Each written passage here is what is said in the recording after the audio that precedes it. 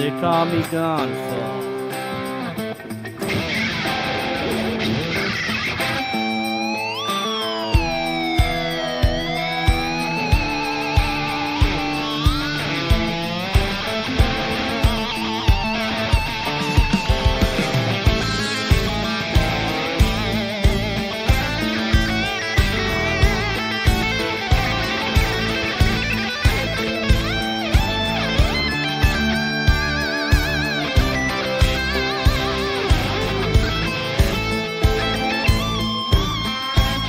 Welcome to Chill Hangout number 18. I'm your host, Devious Dave Rose, and this track, as well as the first one, were played by the one and only Gonfall.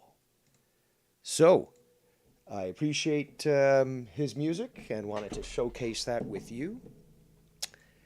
And now let's start off by doing what we normally always do and show our gratitude and appreciation for all those who have chosen to spend their time with us here today. So in the chat, we go up, way up. We got Irish Dave from across the pond. It's Bry Guy, Lord Danny MT. I've seen the papers.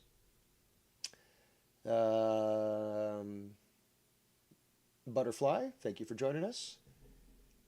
And who did I miss? Joey Z. That's right. A little chill stream. Just relax and maybe help people end their workday with something intriguing or at least enjoyable to listen to. So, yeah, we just finished about an hour or so of playing retro games, but specifically the Punisher arcade machine. And I've been having a lot of fun doing these gaming streams, not just for bringing up old memories of nostalgia and fun times, but actually being able to play the entire game through. And yeah, actually experience that game that I may have never done that with. So yeah, but yeah, a lot of stuff going on. And a lot of nothing, to be quite honest, as well. But yeah, I wanted to chill. It's been a very long day and other things. So I wanted to just relax here and talk about a bunch of different things, and potentially talk to you guys if you want to say something, if you want to make a point or whatnot. So yeah, Skype lines are open automatically if you guys want to call in, or you can jump onto the super secret server on Discord. But yeah, as I was saying in my previous stream, it was a beautiful fall day, or autumn as it's properly referred to, and either high 70s or low 80s. And this is obviously coming from Hurricane Nicole, which made landfall this morning at 1 a.m. or so in Florida. It's kind of crazy. There's massive damage. It's unfortunate. But you can see a lot of different camera footage from all over Florida, one of which really intrigues me because, I like space. You could see the NASA SLS rocket on the launch pad still, because they still can't seem to get their shit straight. And it was enduring, I think, 86 mile per hour winds. And one camera shot, basically it just disappears because I guess it's so much rain and stuff, and it was dark. But yeah, if NASA doesn't get their shit together, regardless of windows to launch, that's what they're called, those chemical rocket boosters, the white ones that sit on either side of the rocket, they have an expiry date. They won't go full effect if you let them go to waste. So, they gotta move their shit quick if we want to see this launch to actually the moon and justify the billions of dollars that have gone into it. And it's been over a decade that it's been worked on. And actually, yeah, more than a decade. Basically, Obama inherited the constellation system from Bush Jr., and they adapted it um, to be the SLS, the Space Launch System. And yeah, that was in 2012 when he won. No, it was in 2008. Yeah, it's 2008. So over a decade. Was it 14 years, I guess? I don't know what that emoticon is, Lord Danny. Oh, it looks like some sort of pagoda or something. I don't know. They're really weird stuff. Also, speaking of weird, I don't understand what that emoticon is that Butterfly used. It looks like a high heel. No, no, no. Hold on. Let me look closer. Oh, it's a lady dancing. I guess from far away, it does kind of look like a high heel boot or something, and really long tongue, shoe tongue, that is, or somebody sitting in a high heel shoe. So that's what I see. That's my Rorschach test. Oh, Danny just being random. Gotcha. But yeah, so basically, the warm weather that we're experiencing right now, and the massive clouds that are forming, and the rain that we'll be getting overnight, that's from Nicole. And basically, after this front moves in, it's going to drop dramatically. There's already places in Ontario that are getting snow. Granted, they're much further north than I am, but it's going to be coming. And yeah, it might be coming this weekend. It's still fucking November. But yeah, you can hear also I'm tired of my voice. So, okay, bear with me here. Or call in and help carry the show. Where's Mustafa when I need him? He can regale me of stories of visiting musicals. And then I could argue how Shakespearean plays are much superior. Or we could talk about George Bernard Shaw and all the contributors to culture. And then the viewership would go down to -5. But that's fine. Butterflies doing the cha-cha, LOL. Okay, so yeah, she wrote earlier, it's a lady with a red dress dancing. Or red dress on dancing. That's where you need a little comment at the end there. Or after on. But doing the cha-cha. Yeah, so this monitor that I'm using right now is a fair bit of a distance away from my face. So yes, but if you look at her leg, okay, the one that's sticking out of the dress, and okay, so the picture that you showed, Butterfly, is a high heel shoe, I guess at the point pointing towards the right. Well, step back far enough, and it's like the shoe that you showed, but backwards, or a mirror image, whatever you want to call it. So yeah, come on, cut me some slack. I also wear glasses, so.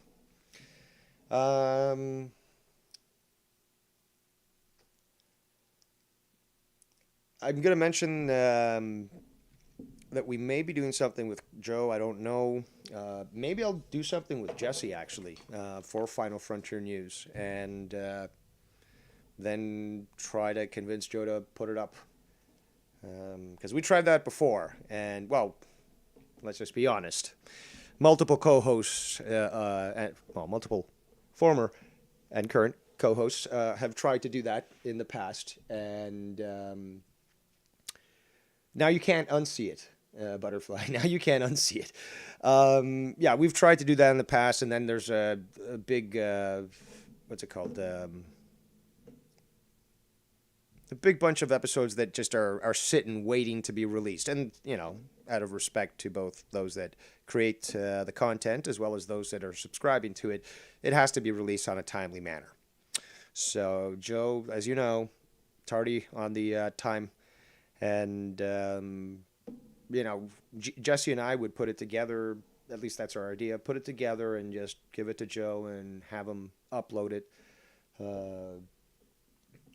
and try to be consistent, or, you know, whenever we want to add something. Maybe it's a side portion of Final Frontier News, like, I don't know, it could be a sub-genre, not genre, a sub-brand or something. bottom line is that that both Jesse and I could talk for hours about this shit. And in fact, we have. I think the longest time we've talked on a Skype call was probably 4 hours, and we were talking about all different sorts of topics. And he knows quite a lot. So I don't always agree with the stuff he says, and I'm more than willing to call anybody out that I disagree with. But he certainly has a lot of intriguing ideas as well, and he has experience. So I would like to get something like that going. But what I really would like to do is get Final Frontier News solidified so that I can concentrate on Darkest Realms, which a lot of people are appreciative of, but also have told me, like, this isn't going to be a one-off, Dave. Like, you're going to do more of these. Yes, here's the problem. The last time I did it, sort of unannounced, impromptu, and I need to figure out what's the best night. For example, Sunday nights. Those seem nice. There's, you could call a market for it. People are looking for spooky or unknown things on a Sunday night. But then there's quite often pay-per-views on that night. Friday nights, obviously that's monetized this night. And Ken sometimes goes live there. So there'd be no point, I guess. Thursdays, possible. But, sometimes there's Throwdown. So I'm just trying to figure out. Sunday seems like a good day, but I'm not getting the input that I'd like. As to what, because people are saying, oh, I missed this. Like in the comments, it's oh, I missed this. I didn't get an alert. It's like, okay, well then maybe some suggestions as to when I should do this stuff because you inquired about it that will fit with the schedule, and then you won't miss it. Got to catch up with the chat here, so bear with me. Danny MT says, we should do a wheel of subjects we all agree on to discuss by particular subjects. That could be fun, or y'all can donate to the Emperor and pick your particular subject. I did flirt with that idea. That's how Drew sort of got the idea for his wheel, which was because it was at a point of exasperation for me. I was like, oh my God, guys. And obviously during a drama stream, it's like, oh my God, you could just make a list. Or I could make a list of all these things, put them all on a wheel, and just randomly choose it, and no matter what it is, I'll still be able to talk better than whoever the fuck I was shitting on at that point. So,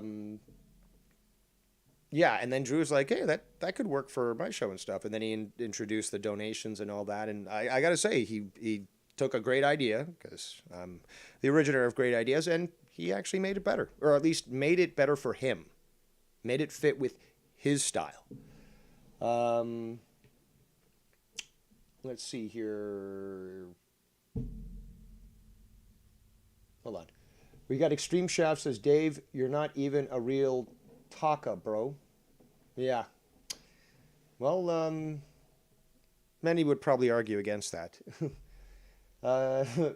Let's see here. Clambaked, the illustrious Clambaked, one of the few good Bostonians out there. I would definitely look forward to that. That's how I found out about you years ago, was doing videos with Joe about conspiracies and all that stuff. Lord Danny says, oh God, Shaft is here. Shaft, you're not even a real DDR fan, brah. And then Extreme Shaft says, Danny, you're not even a real engineer, brah. And then Danny says, you're not even a real stoner, brah. All right, so the bra wars have begun. So where was I? Oh, yeah, so Jesse and I are obviously on board always. I'm on board to do Final Frontier News. I would like some of those episodes to be live on, publicly, so that people can call in and interact. Similar to Coast to Coast.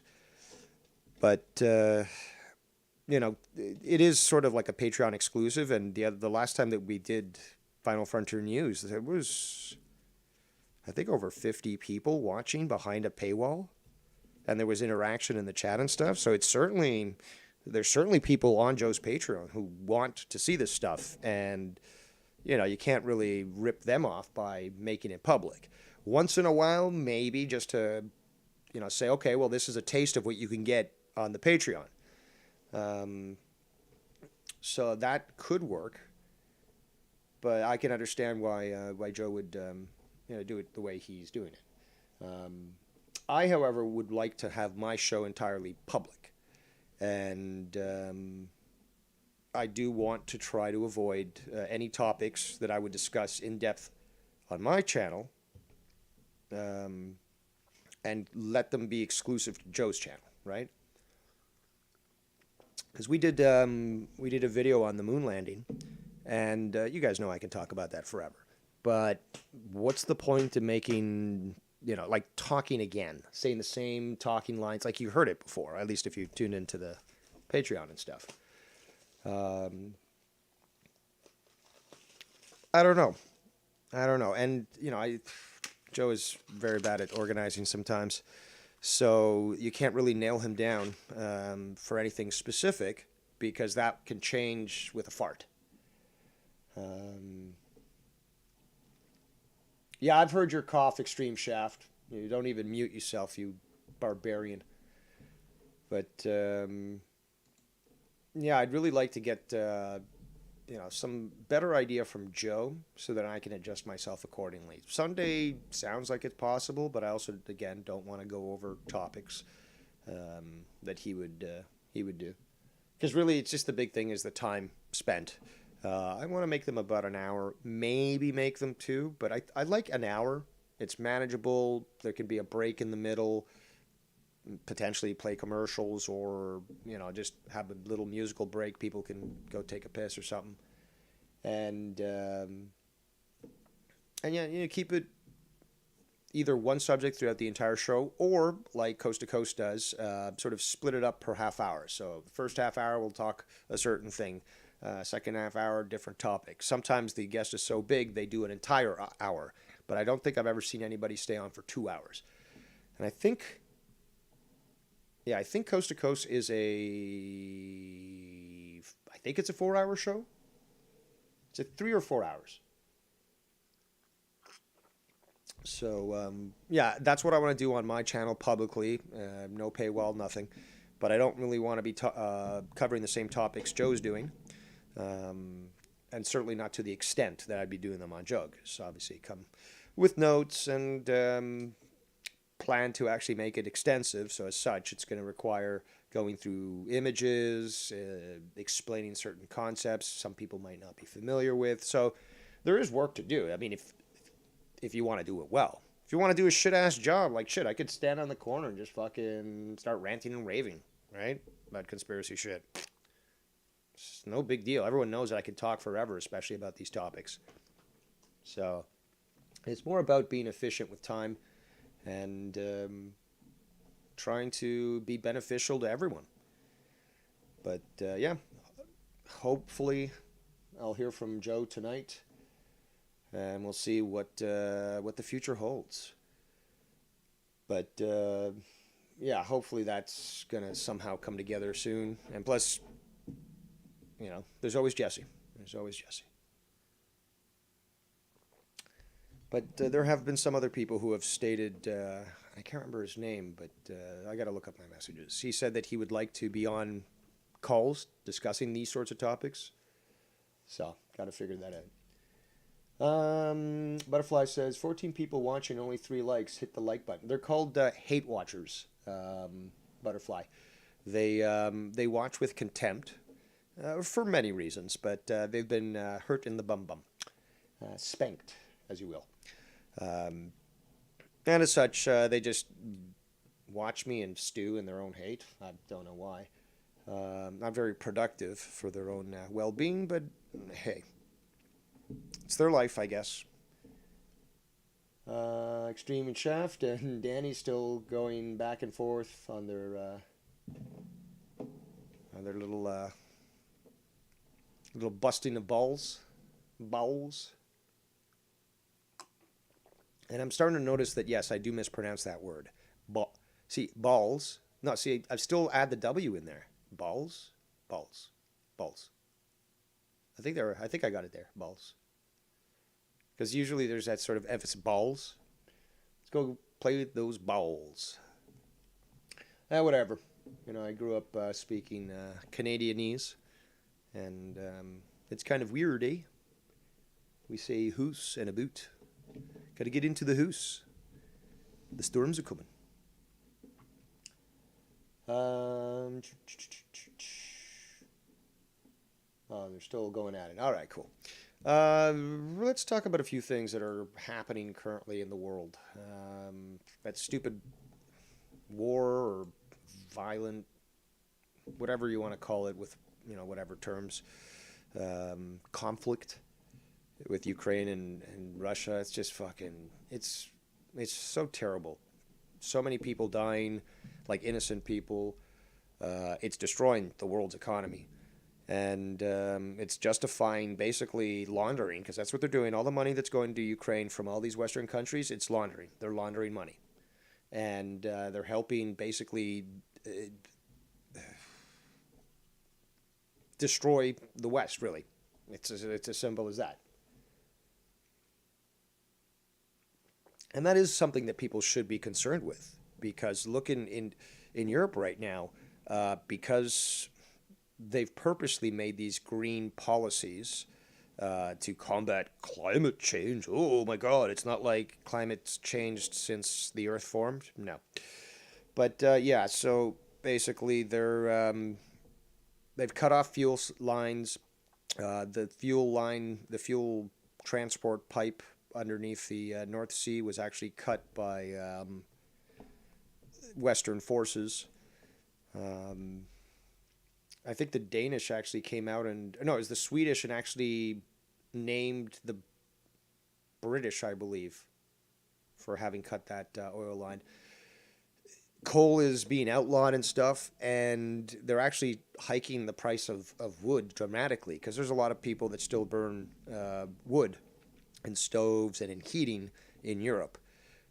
There's massive swaths of forests that are now being cut down by the people, because they can't afford, even if it's available, to buy this, natural gas for heating the house and all that, and they have to rely on what they have available. It's going to lead to some bad things, and it's being added to with the diesel shortage. That's certainly going to prevent the ability to create the necessary resources, or to exploit the necessary resources to keep the lights on, basically. It should be concerning to everybody. And this is part of the Great Reset. This would be something that I would talk about on either Darkest Realms or Final Frontier News. But this is all according to plan. And it's affecting a lot of people, unless you're a politician or one of these green firms that's making billions from government subsidies. By the way, that's your money. If you ever see an ad that says paid for by the government, get mad, because nothing's paid for the government. That's your money. Paid for, it should say paid for by the taxpayers of so-and-so. But no, this ad has been paid for by the government of blah, blah, blah, blah. Nope. That's taxpayer money. So yeah, that's a little concerning, and the more, because technically cutting those oil, the gas lines under the sea there was an act of war. People should be concerned about the potential for nuclear war.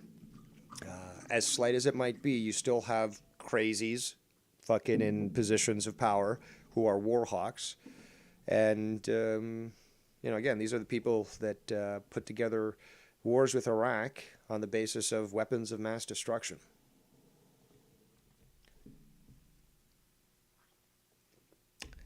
Let's see what else. Midterms. The United States midterms.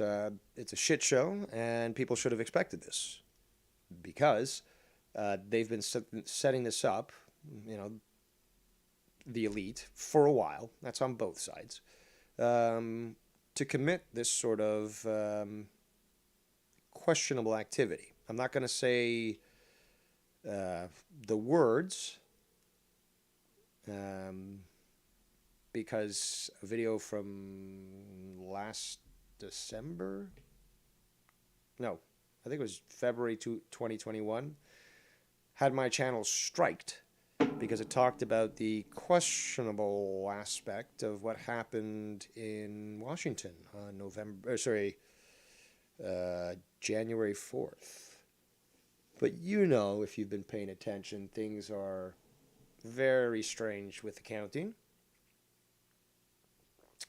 And no first world nation waits days to find out election results. They say this is normal. Well, if anyone has a memory that's longer than 5 seconds, they'll know it's not. So you could go back 10 years, 5 years, 20 years, 30 years. No, it doesn't take days. And then there's the fact that they have already telegraphed that they're going to be allowing certain types of votes to be accepted and certain other ones not. And if you saw some of the footage out there, that certain people were being denied voting, they would say, oh, there's no staff for you to vote conservative, so you're going to have to either wait or leave your vote with us, and we'll be sure to get it to the right people. If this isn't raising red flags to anybody, then do you even deserve to partake in the spoils of a Western constitutional republic? And this whole thing that democracy was on the ballot, on the poll, it's so fucking pathetic. And this is why it's so retarded that you've got, well, really retarded people who wonder why I would be so interested in American politics. Meanwhile, they're the ones who are perpetuating absolute lies about the American system. They don't even understand it, so they can't discuss it. It's as simple as that. Expect a toddler to discuss quantum physics? No, so he shouldn't be allowed in the conversation. It's as simple as that. So understanding this stuff certainly does qualify me to be able to comment on it. And, well, if you even bothered to read a simple fucking book, you'd understand that America is not a democracy. It is a constitutional republic where the individual is protected from the state.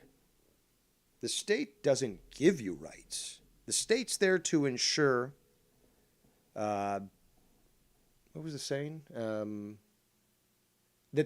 ensure that your rights are protected, but they don't give them to you. Those exist, and they exist without any influence on them because they're called inalienable. They cannot be alienated. They are universal. They cannot be denied. I wouldn't expect anyone fucking living in the UK, as worthless as they are, to even understand the concept of self-governance. They've always been serfs. They'll always be serfs. And they've destroyed, yes, the British, just about everyone in Great Britain, and Northern Ireland as well, and some of Ireland, proper republic, have allowed their countries and their cultures to be destroyed. Well, you chose this. You chose your foreign policies. But apparently I know too much about world affairs, and I should just shush my mouth, right? You'll see that a lot on social media. It's like, oh, well, you don't really know about this. I've seen people say, like, you know, you've seen these screenshots on Twitter and stuff. Somebody's like, oh, you can't appropriate, or how do you know about, for example, how do you know about Japanese culture and stuff? It's like, well, I'm Japanese. It's like, and then they're like, oh, well, you're just making it up or something like that. And they reply with like, no, I was born in Japan. And then they reply with like showing their, because in their profile photo, it shows them. And she doesn't have very almond eyes. She has almond eyes, but they're not, I guess, typical. Possibly because she's mixed. Maybe her mother's white, her father's Japanese. But she had a Japanese passport, which means she was born there. Because they consider yourself lucky if you can get yourself a a Japanese passport if you are a foreigner and, landed immigrant status or even citizenship, because they won't give that passport to you unless you are. But yeah, you see a lot of that on social media. It's like, oh, well, you can't, or like, yeah, I don't believe it. It's like, okay, here's the proof. Well, no, you can't deny it. Give me a second here to take a little sip of water. Well, it's more of a sip, more than a sip, but whatever. So yeah, I always do find it comical that that people are so critical about my knowledge of world affairs. Meanwhile, they're retarded about their own fucking country. And, well, I've experienced that with basically anyone I've interacted with.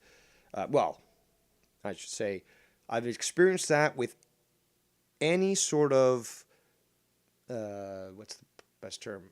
Nationality. There we go. Obviously, not everyone from a certain nation, but in every nationality, there's always going to be people who are like, well, you make me sound stupid. You make me look stupid. How dare you know about politics from a country that I'm not even familiar with? You shouldn't care about that stuff. Meanwhile, 80% of Canadian exports are sold to America. Imagine if that went down to 60%, how much our economy would suffer. But no, you can't think about that now, can you? No.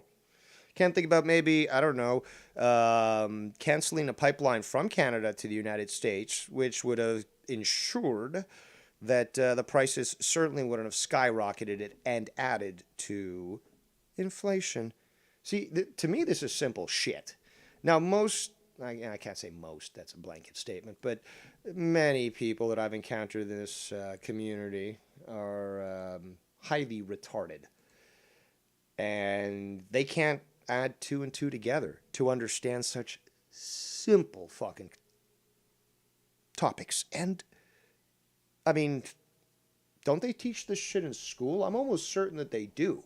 Now, granted, they've got all the other bullshit that's in there with the woke crap, and I know that's worse for the newer generations, but I still experience some of that stupid shit, and I didn't turn out retarded like them, so I do question that. Could also be the food.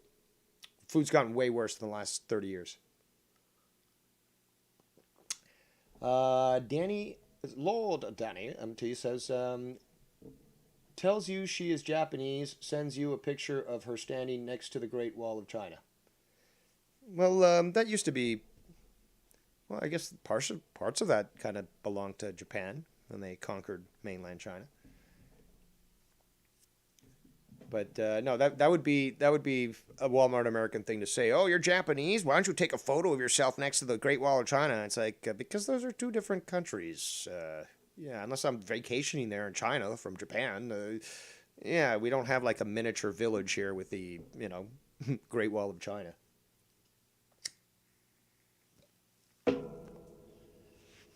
Let's see.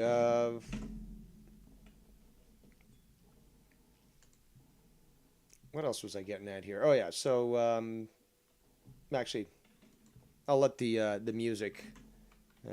I'll let the music play, and then you'll understand. I don't have to say shit because the music says it for me. So.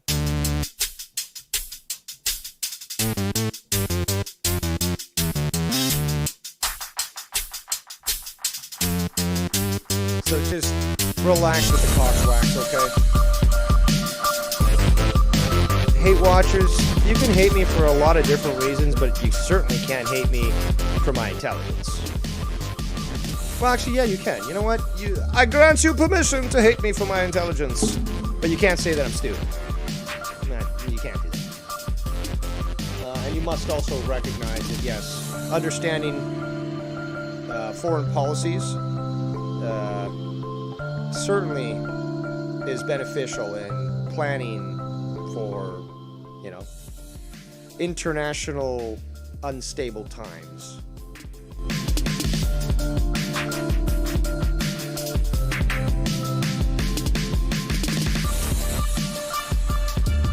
And some of Joe's viewers should understand this to the because they might get mad at me pointing out facts, but they can't say I'm wrong. So, in that case, I guess the moniker that I'm better than them and they know it stands. So, there we go. I'm sure some hate watcher will comment on that. But again, I'm better than you and you know it. Thus, you know I don't give a shit. But I do love to fucking throw salt in the wound. What's next? So, yeah, midterms, craziness going on. A lot of questionable activities. Oh, I'm actually watching a video right now. Yeah, they're not... I gotta be careful with these videos where they're showing voting because, yeah, that stuff can get your channel struck. I'm looking into Rumble though. Apparently, Rumble you can stream, you can talk about most things, and it is an alternative. So, I might have to consider that for topics that are a little bit more risque, as it were. What else?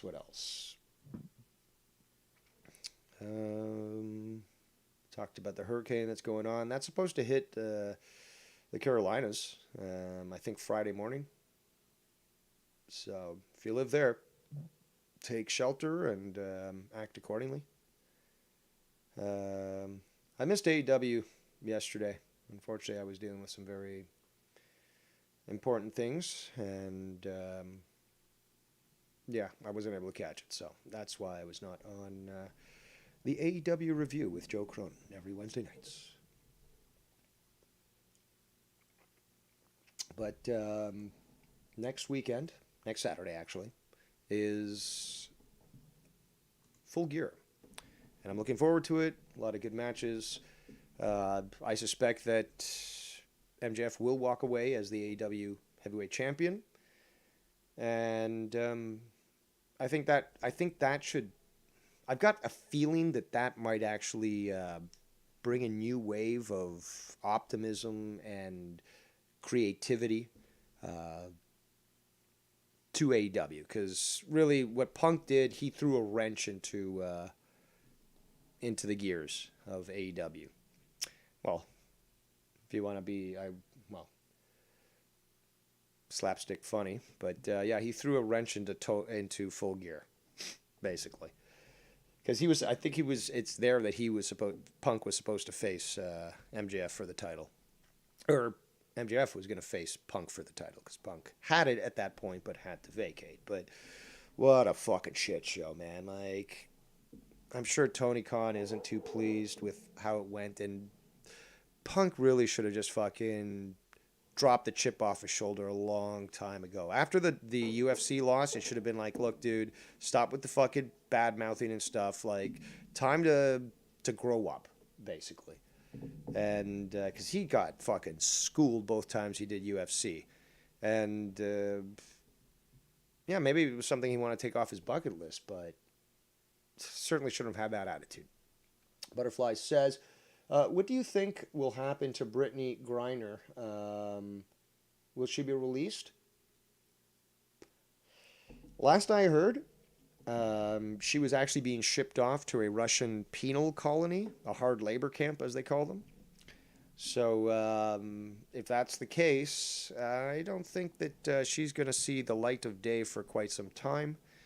You know, Joe Biden really only cares about black folks and not black folks.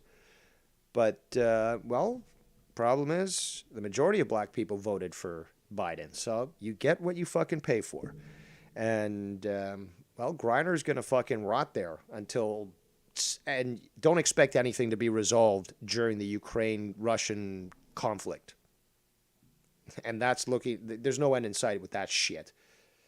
But until that's resolved, Russia's not talking to America about her. And, well, I mean, she's got the body of a man. She can certainly crack rocks like they do in the fucking... Remember Rambo 2? Well, it was Rambo, First Blood 2. That was the sequel.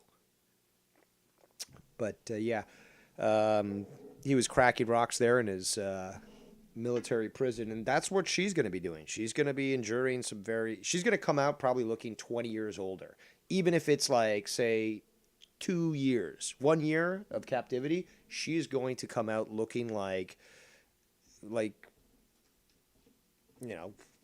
70 or something. She's yeah. Those camps aren't for the weak.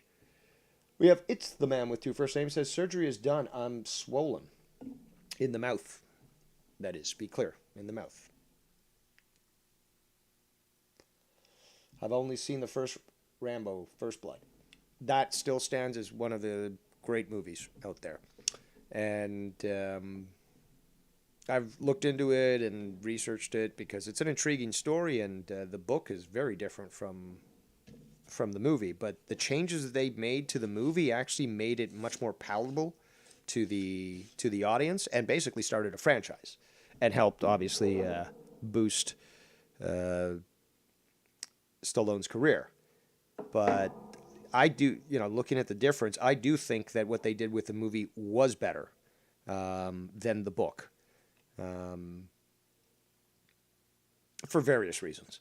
But the author did say that, not the last one, which I still haven't seen, the one where he's fighting the cartel, but the one prior, which was just called Rambo. It was initially going to be titled John Rambo, so this would have been Rambo 4, but they just decided to call it Rambo.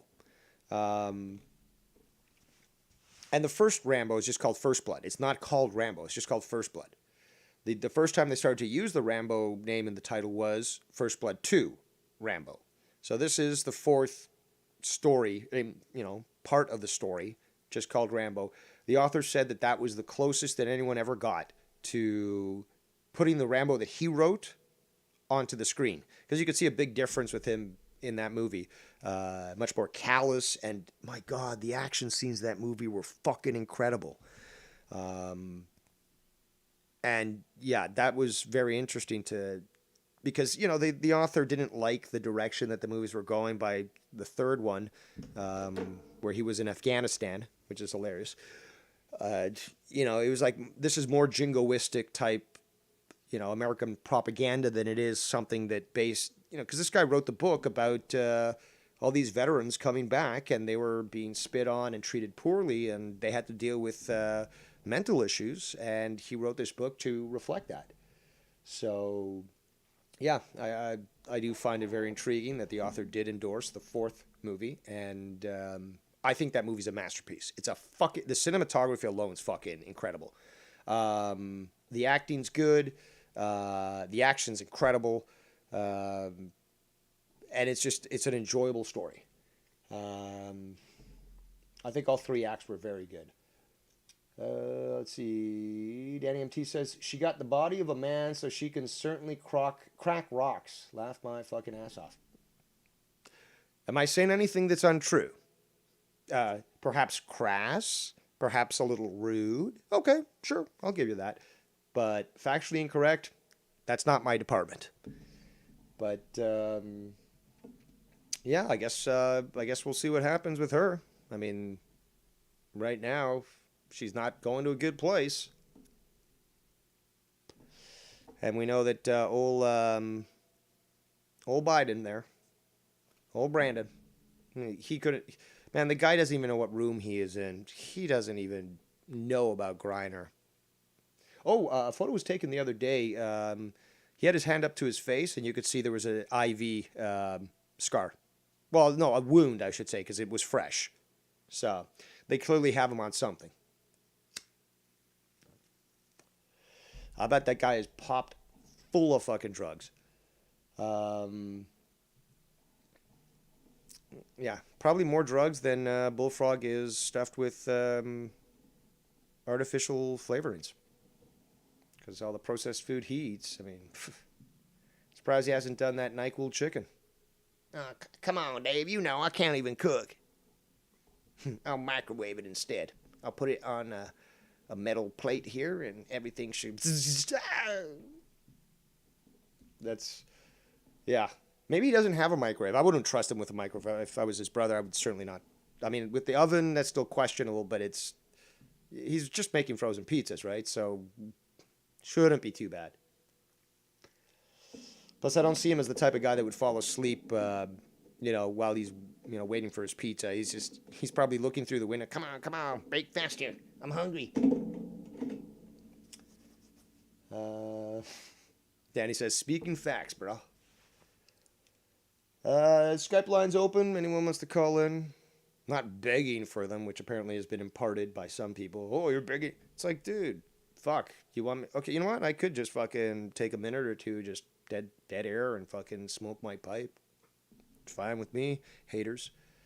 But, we do have 19 here. We had 20 a moment ago. They're clearly here for some reason. And again, if you are a hate watcher, you shouldn't be blocked. Unless it's... Actually, no, the last fax channel that messaged me, I didn't block him because he kept sending more stupid messages. Like, I can't not watch that. But yeah, hate watchers are always encouraged to call in to see what kind of hate they got. Hate. Man with two first names says, smoke one for me. Worst part of my mouth surgery? You can't smoke weed. I'm crotchety when I don't smoke weed. You don't necessarily have to inhale it through your mouth. You do know that, right? You could inhale it through your nose. Just a word of advice. Because what they don't want to do is expose the wound to the smoke. But, there are two cavities, essentially. Your nasal cavity that goes down your trachea and, the lung flap opens. Or there's your mouth. So you do have that possibility. And it doesn't sound like you can eat yet. So gummies, I guess, are out of the picture. But if you had any of that THC tincture, you could probably put that under your tongue, a couple of drops, and you'd probably be flying high again. Flying high again.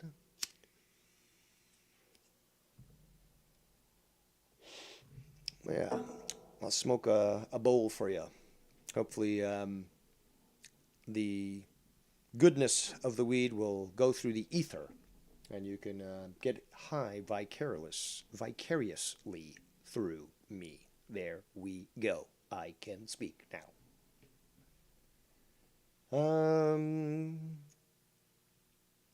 What else was I going to talk about? So yeah, midterms fucked up. Fucking Sloth from the Goonies got elected. Fetterman. Which isn't better than fucking Oz. Dr. Oz. That guy is very questionable with his actions and his support for chopping off the tits of young kids and then convincing them that everything's going to be normal. But yeah, this is the elite laughing at you. They present you with these two candidates that are both garbage, so you're forced to select between the lesser of two evils. The real thing that should have happened is nobody vote for either, and then cause basically that to them to go back to their parties and say, okay, well, no constituent here wants us. And let me tell you, governments don't want you to abstain from voting. If you do try to say, I want to abstain, I know of an individual, well, actually I know of multiple people, but yeah, I've heard a personal story about someone trying to tell the voters, the vote counters, whatever they're, I want to submit my vote with an abstention on either. Nope, you can't do that. It's like, no, it is it is allowed by law. No, you're not allowed to do that. And if you're going to keep insisting, then we're going to call the cops. Blah, blah, blah. They ripped up the ballot in front of them and just threw it at them. It's like, fuck you, gone. But yeah, you have the right to abstain. And if everyone abstained from voting, it would throw the entire system into a mess, and it would force the parties to say, okay, well, the people don't even want any of our candidates here.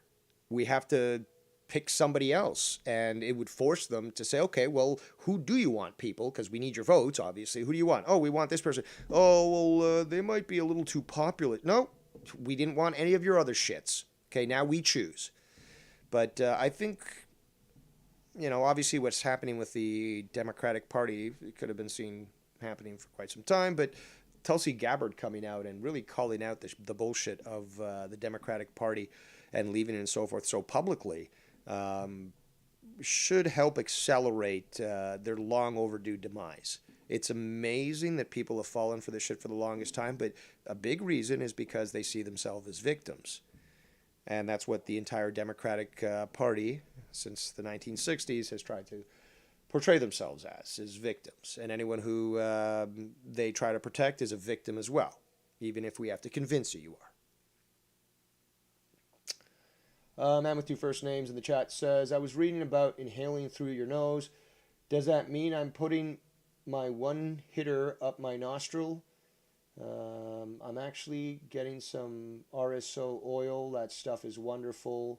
Has anyone ever tried it? No, I have not tried that before. RSO oil. Interesting. I prefer flour, but, a little tincture can work. Gummies are good too. But yeah, it just depends. Some people get sick on smoking, but they're perfectly fine with gummies or cookies, baked goods.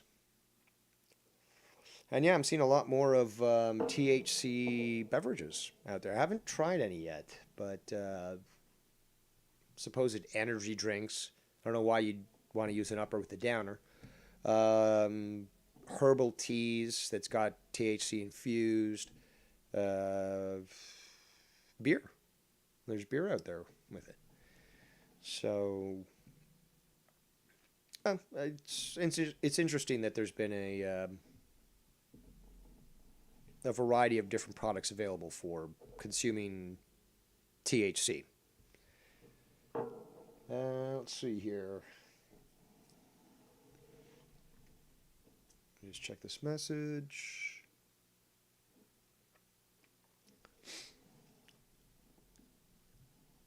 I was talking about wrestling a while ago. I do jump around from time to time, as you know. But yeah, I'm looking forward to the next pay-per-view, Full Gear. Good stuff going on. I should have actually made notes today, but whatever. It's a chill day, chill stream. And yeah, I look forward to things getting back to normal at AEW and improving as they had been. Man, I had a few things I wanted to talk about when it came to wrestling, but yeah, pay-per-view. And then the week after, I think on a Saturday, is the NXT War Games. And I'm not personally interested in that at all, but there are some people who like that brand and like the wrestling, and apparently it's going to be 2 rings. I think that's what they use for War Games, which obviously initially belonged to WCW, but yeah, not my thing. But yeah, Full Gear next Saturday. I'm certainly looking forward to that. And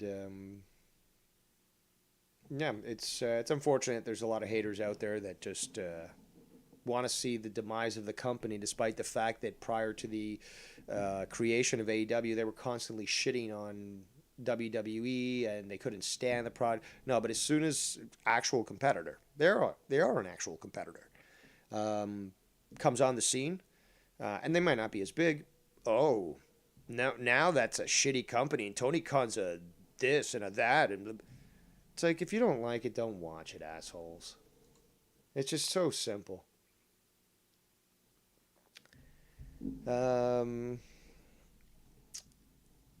Yeah, and I think I mentioned something about some of Joe's. No, that was actually about the politics stuff.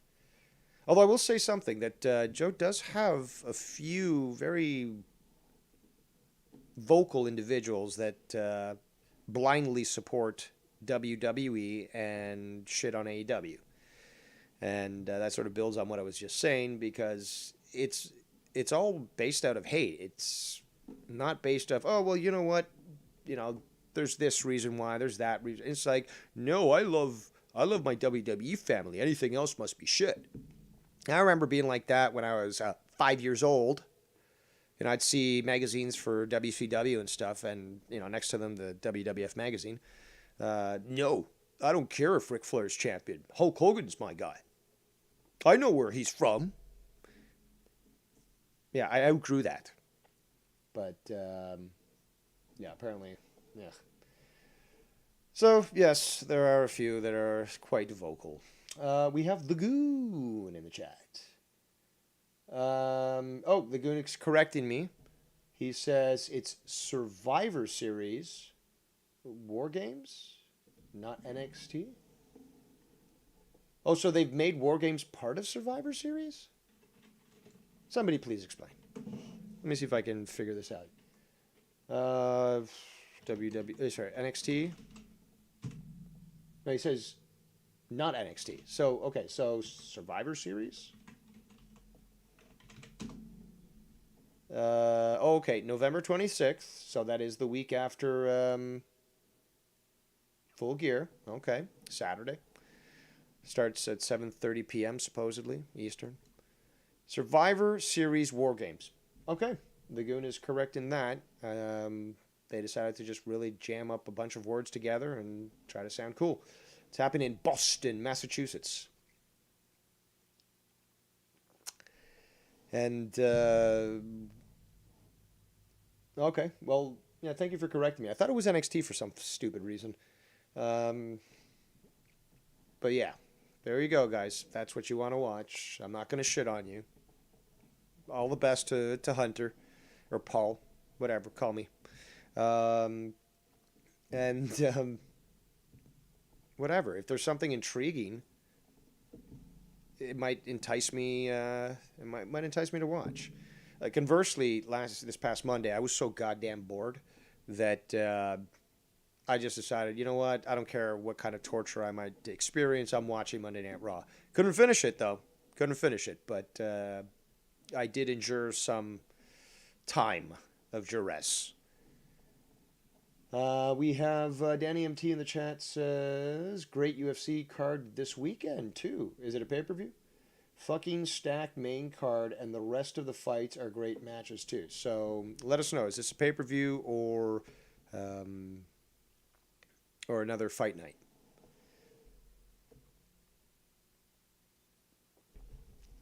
All right, so we've figured out the mystery of Survivor Series.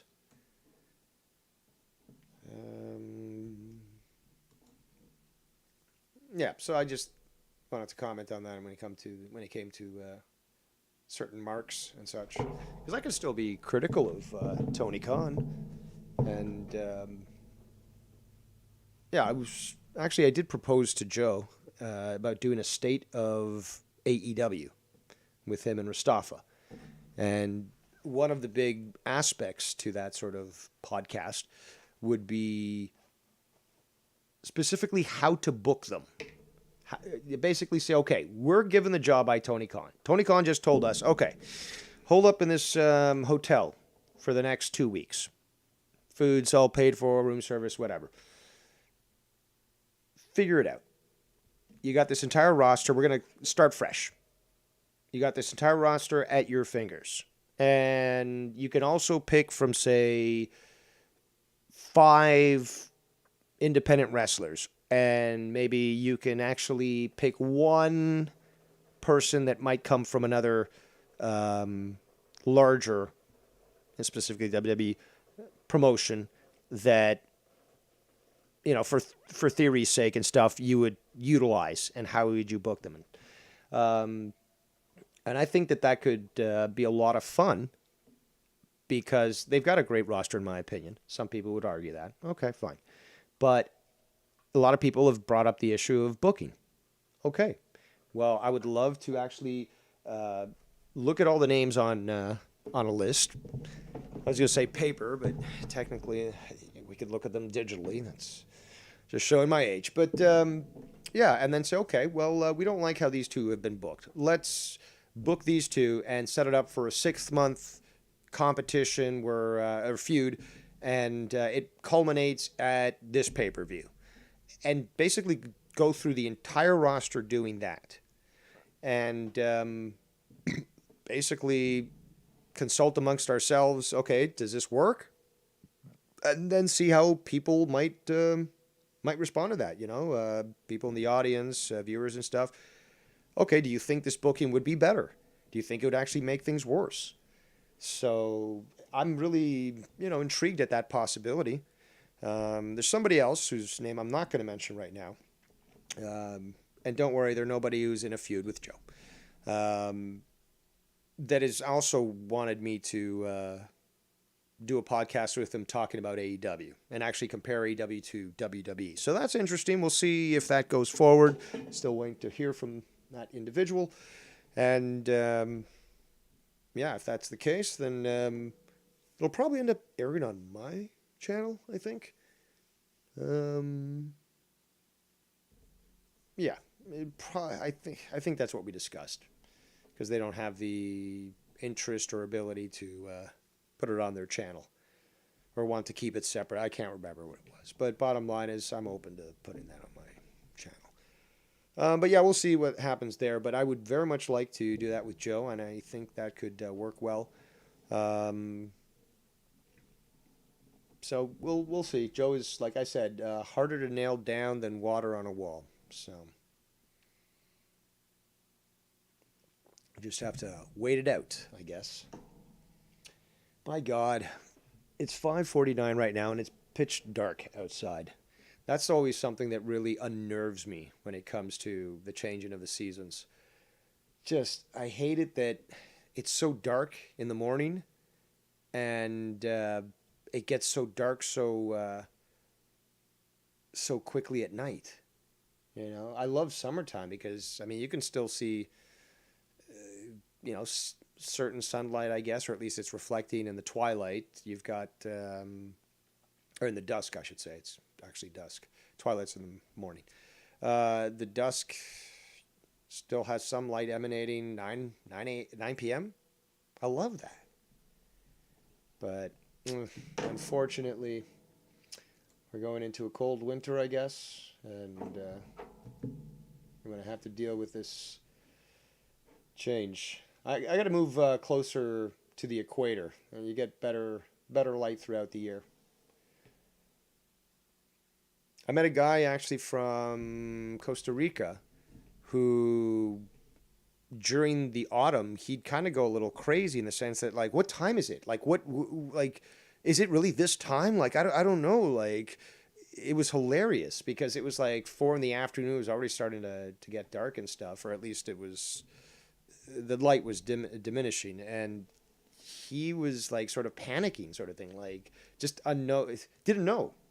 So obviously, because Costa Rica is closer to the equator, they've got a lot more constant sunlight throughout the day than you would have, in the north of Ontario.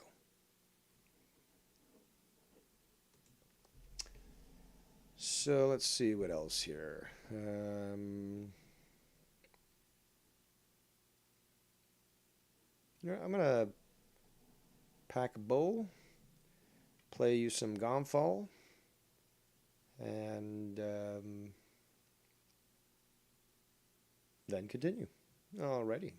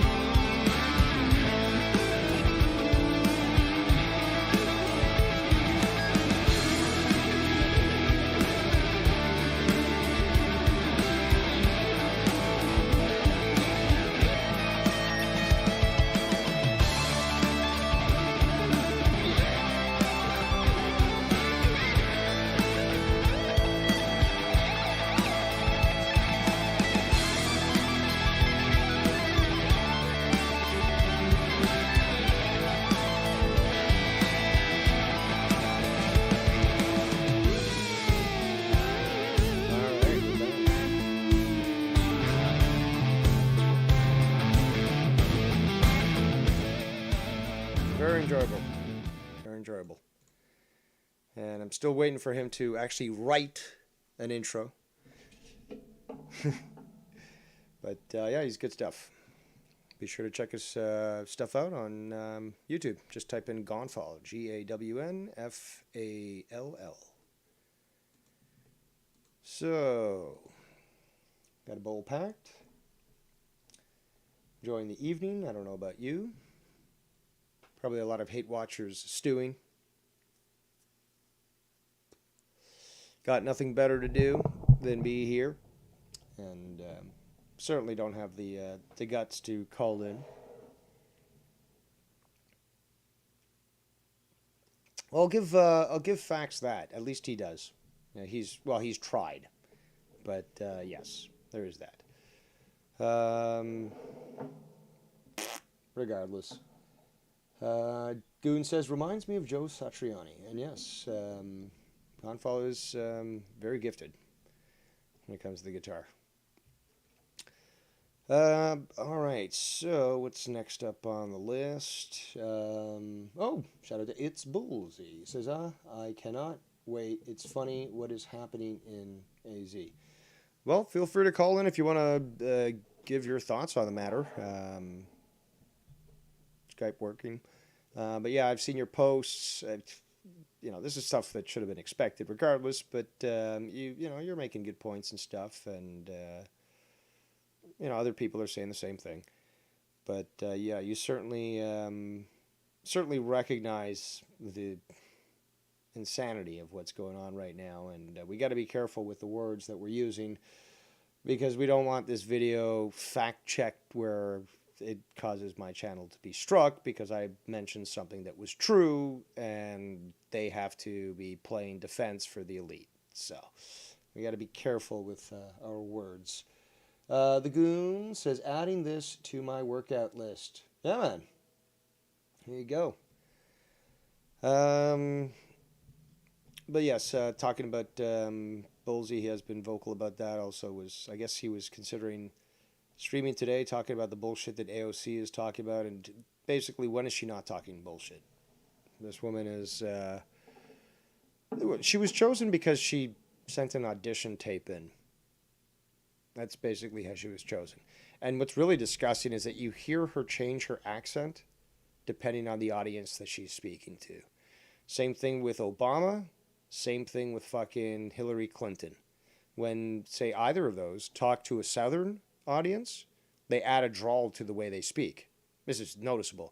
When they're the north of the country, they don't have the drawl.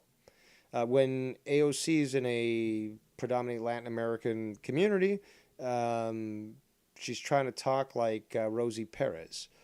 But, when she's doing something from her apartment, a TikTok or something, then certainly sounding quite prime and proper, as it were. That woman, well, she's not a woman. That female, and yes, I did assume her gender, disgusts me. And she looks like a fucking donkey. That long face and the fucking big teeth just looks like a fucking donkey. So I don't understand why people are even thinking she's attractive when, forget about her politics, she's not physically attractive. Now, if you just like big tits, I don't know, I mean, buy yourself one of those sex toys with the big tits or something? Like what? Is that it? You're just going to pop a bag over her head every time you fucking do her, or just do her from behind and tell her not to look around? That's... Like, really? Really? Your standards are so low that you're going to date a butterface and... because she's got big titties. That it? That's the reason why? Also, she's a very disgusting individual inside. A very, very disgusting individual. And she's very manipulative, too. She'll fake cry at a fence at the border. She'll claim that kids were kept in cages, which wasn't Trump, it was Obama. So, She's a vile, disgusting individual, and I certainly don't find her attractive, and I do question people that do.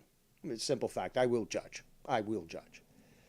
Because if you want to be honest, judgment is what allows humanity to continue to live on.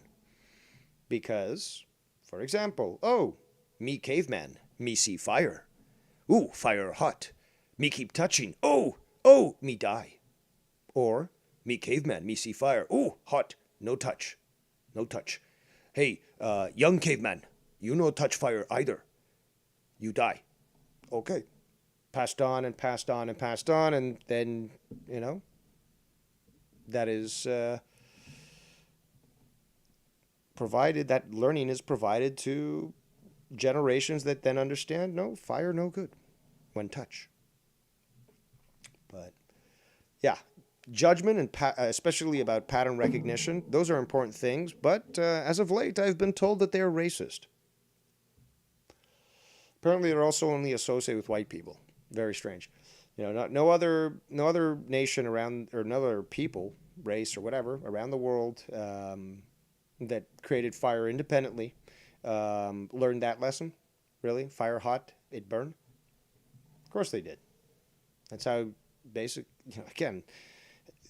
basic fire starting primitive cultures from around the world. They might not even have fucking clothes, but they know how to start a fire. So that also comes from judgment.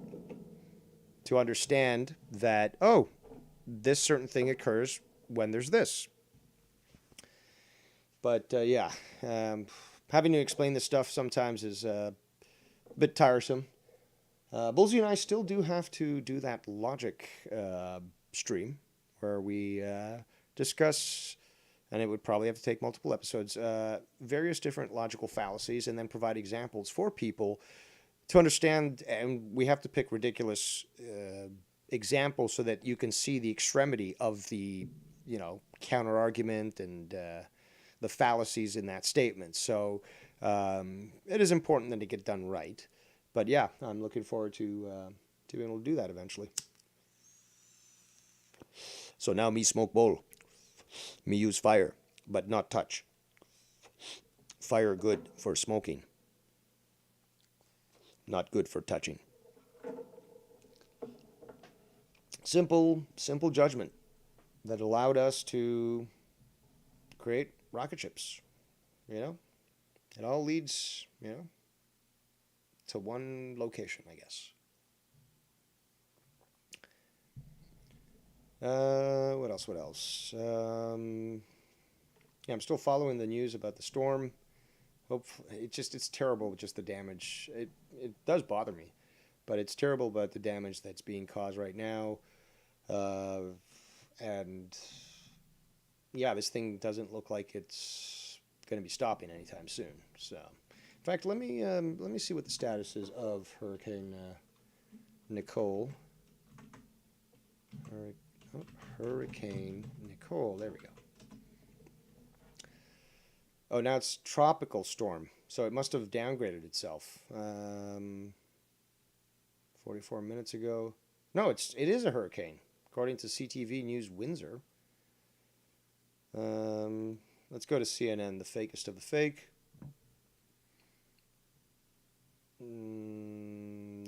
Yep, they're calling it hurricane.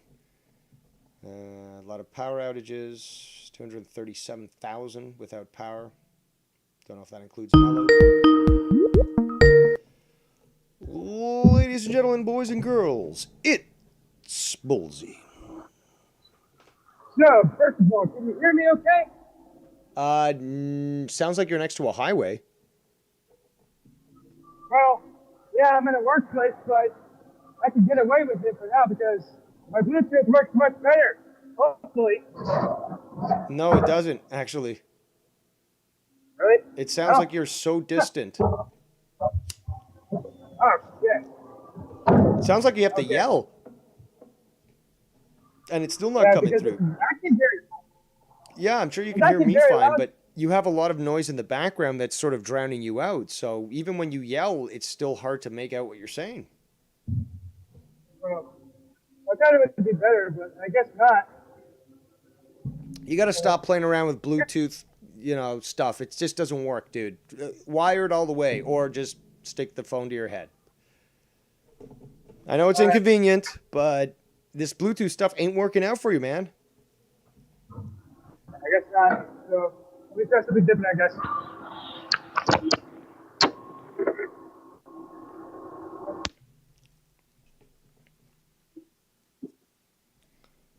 You hear? Oh, much better. Oh my God. It's like night and day. Well, yeah, I swear to God, I don't know why Bluetooth would never work, but it's like, God damn it, fucking overpriced. Yeah, but have you tried? Shit, have you tried different brands? Like, do you always go for the same brand? Well, I've tried the M48, which doesn't work as well. I'm trying the AirPods, which don't work as well either. So I think all of them are just overrated. I think I need to get the microphones with the mic or something. I've seen those. But how old's your phone? My phone's pretty new. I got it 6 months ago. Okay, then there should be no problem. Because, I can see that these Bluetooth headsets might have a problem with an older phone. But if it's 6 months old, no way in hell. That shit should be working beautifully. Because there's other people around that have Bluetooth headsets, and they work beautifully. Yeah, I don't know. I guess they're just overpricing these things, and China's a bitch. Yeah. That's got to be it. They're overpriced, and they're probably not the best quality. So. Yeah, when it comes to music, good. But when it comes to I guess speaking with some other person, it's just bad. Like, there's no reason for that. But I'm guessing I should just get the headphones with the mic, with the Bluetooth. Possibly. Because I can't get the cords. I can't get the cord in because apparently they made a new phone where you can't plug something into it. So Bluetooth that's bullshit. But see, you can verify that it's not your connection either, or potentially the phone, just for the fact that when you remove the Bluetooth connection and you go straight to using the phone, you're heard perfectly. There's no problems with the connection, so it's clearly not your phone provider. There's something there with those Bluetooth headsets that's not working the way it's advertised. It's got to be. Yeah, there's that. Well, you might be right about the phone thing, but I've told you this before. My phone is AT&T, that's also overpriced. So so I'm gonna have, like I said, I'm gonna have to change plans because I do not like AT&T, especially when it's owned by CNN. That makes it shit worse. Well, hopefully you can find a good provider that's a cheaper alternative. Yeah. The lucky thing is I have the money to pay for it. The sad thing is I'm just choosing shitty networks. Yeah, it's hard. I mean, it's difficult in America because some places only have access to one carrier. Some places have access to two shitty carriers. So it really doesn't matter which one you go to. You're still going to get overcharged, and it's going to be a shitty service. Yeah. And that's the faultiness of all these corporations. It's just that they overprice this shit because they've already monopolized all the control over it. So. Yep. Yeah. Well, there's a lot of reasons, but that's some of it. That some own certain infrastructure, some own others, and then they're held up in sort of bureaucracies and who should do what and provide to where. The bureaucracy is the main part of that, actually, because they're able to control the main industry. They're very powerful. It's one of the reasons why Biden or Obama or any other president couldn't really do what the fuck they want, because it's really what the bureaucracy wants, right? Yeah, basically. Well, and it's not just the bureaucracy. There's more to that, but it does influence a lot of things highly. And these people the biggest thing about bureaucrats is that they're unelected and therefore unaccountable. So they'll hold the same job for 20 years. While I don't know, there's 5 different presidents that go in. Actually, no, the numbers don't work there. But whatever, you know what I'm saying. And actually, maybe. But regardless, they're still behind the scenes and stuff. So bureaucracy is a very dangerous thing, and that's why libertarians, conservatives, and classical liberals, and just intelligent people regardless, realize that small government is better. Yeah. Well, you remember the post I sent about Mark Victor? No one gives a shit about the libertarians. Not so much that some of them don't even have a profile pic, and there's also independents and non-party affiliates that kind of surprised me that there were non-party affiliates that were running as well.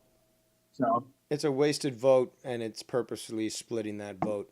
If they recognized anything, they had any self-realization, I should say, is that they would realize there's no winning here.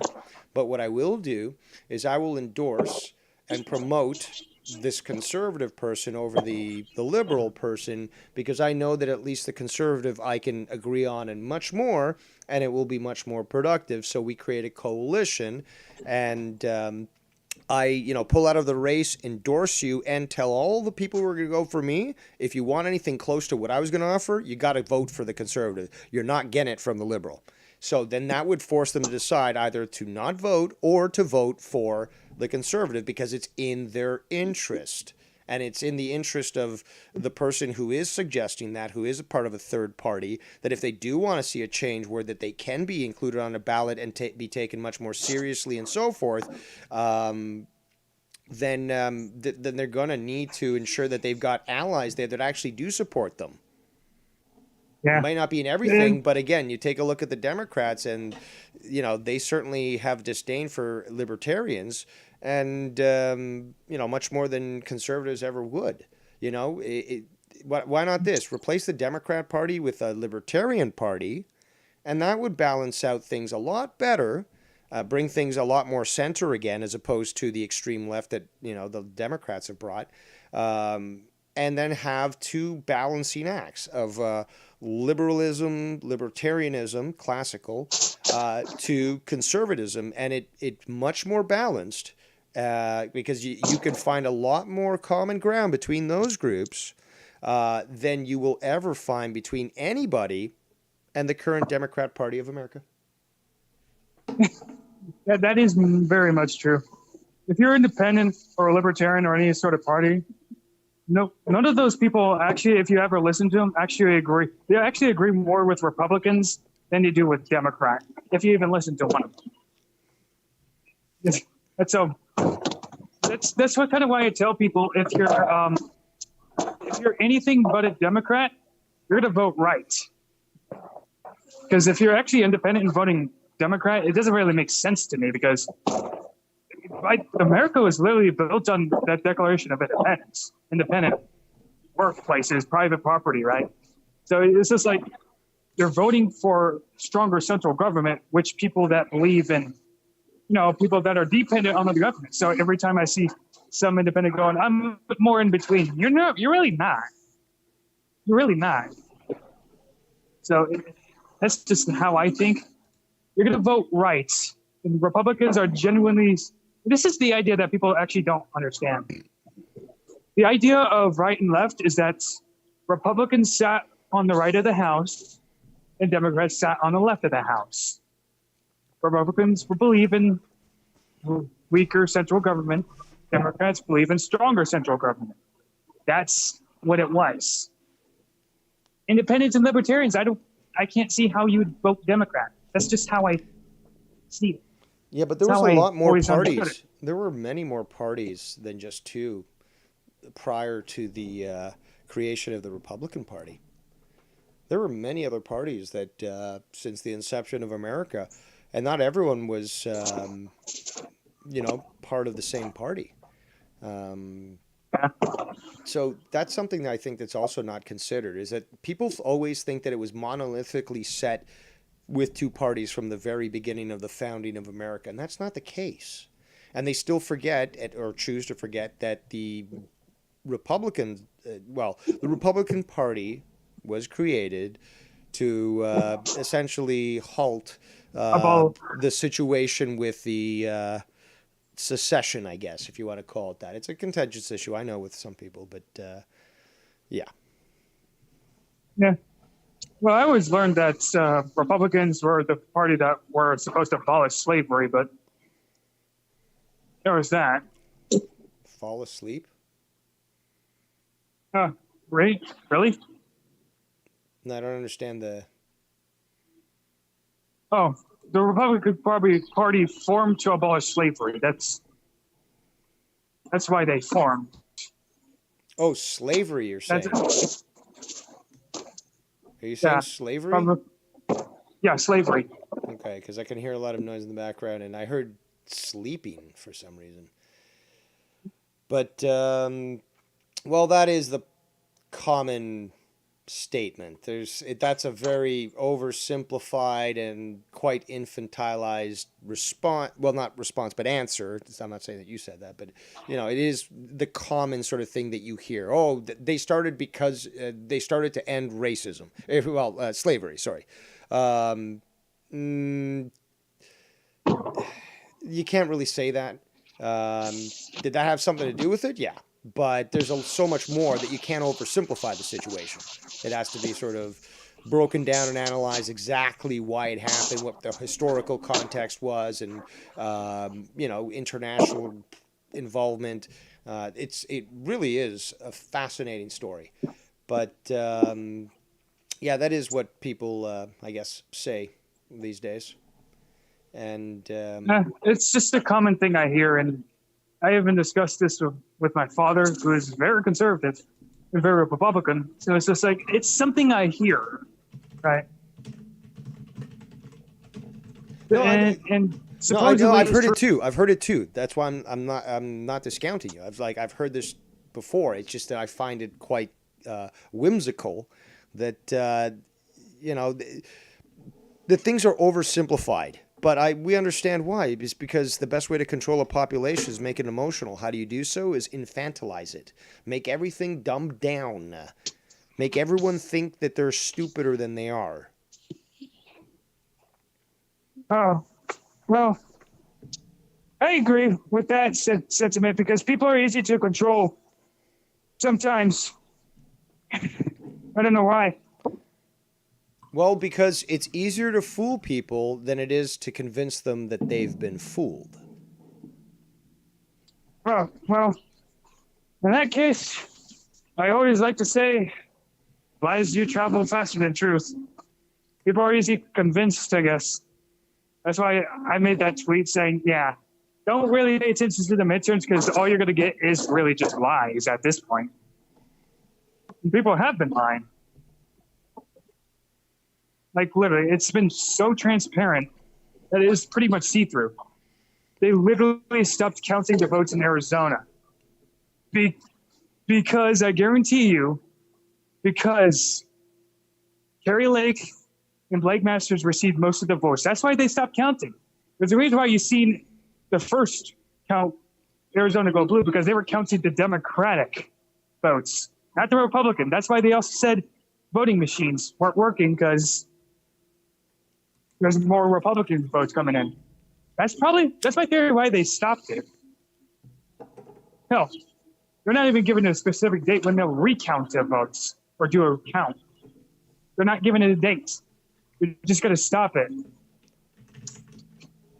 It's very transparent. Well, this is what happens at third world countries. But yeah.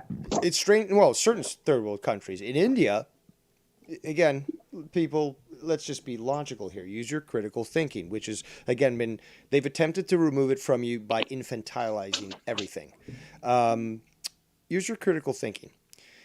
India, a nation of at least 1.3 billion, it should reach 1.4 billion within the next year or two, from my last I saw. They can run a vote in all these different places throughout the country, and to the point where sometimes, because there's one person out in the middle of nowhere, they actually have someone dedicated to sending them, like, they hike up to their fucking weird location, Sometimes it's very out in the wilderness, to bring them, like, they hike with a ballot box on their back, like a backpack, and they bring it to them, and this person votes, and they take that thing back. So everyone's vote is counted, and the proof is you dip your finger in ink, and that proves that you voted. And it's, the ink takes like a week or two to fully come off. So there's no way to mask the fact that you voted, that you were there, presented your papers, you voted. So you can't vote multiple times. And they can accomplish this vote within a day or so. So you tell me, people, is it so difficult for a first world country like America, where you don't have somebody hiking a mountain to bring someone a ballot box to vote? Can you tell me why it would take so long, and why they would then start to say a few weeks ago, it's going to take quite a long time. So it might take a few days to figure this out. Meanwhile, do you remember the last election, or the election before that, or the one before that, or the one before that, or the one before that? Go back 30 years. Have you ever heard anybody say it's normal to wait multiple days for votes when you've gotten to the point where you've got electronic scanning systems where you do your little check mark on the fucking ballot, you put it through the machine, and then it instantly tallies that, and that information can be relayed in no time utilizing electronic means, as long as they're secure, to the right locations where they can be tallied up. I mean, it's just insane. Like, what about Barack Obama? Wasn't that easily determined by the next morning? Absolutely. So what's this shit about fucking, if America's so racist, by the way, white supremacy, all that, I think it would have taken at least a week to get through all the fake white supremacist votes that were injected and, tried to flub the numbers so that Obama wouldn't win. Oh, wait, that never happened. But I can tell you it did happen the opposite way. Democrats on Republicans did exactly that. Yeah. But tried to claim Trump tried to cheat, but never proved it.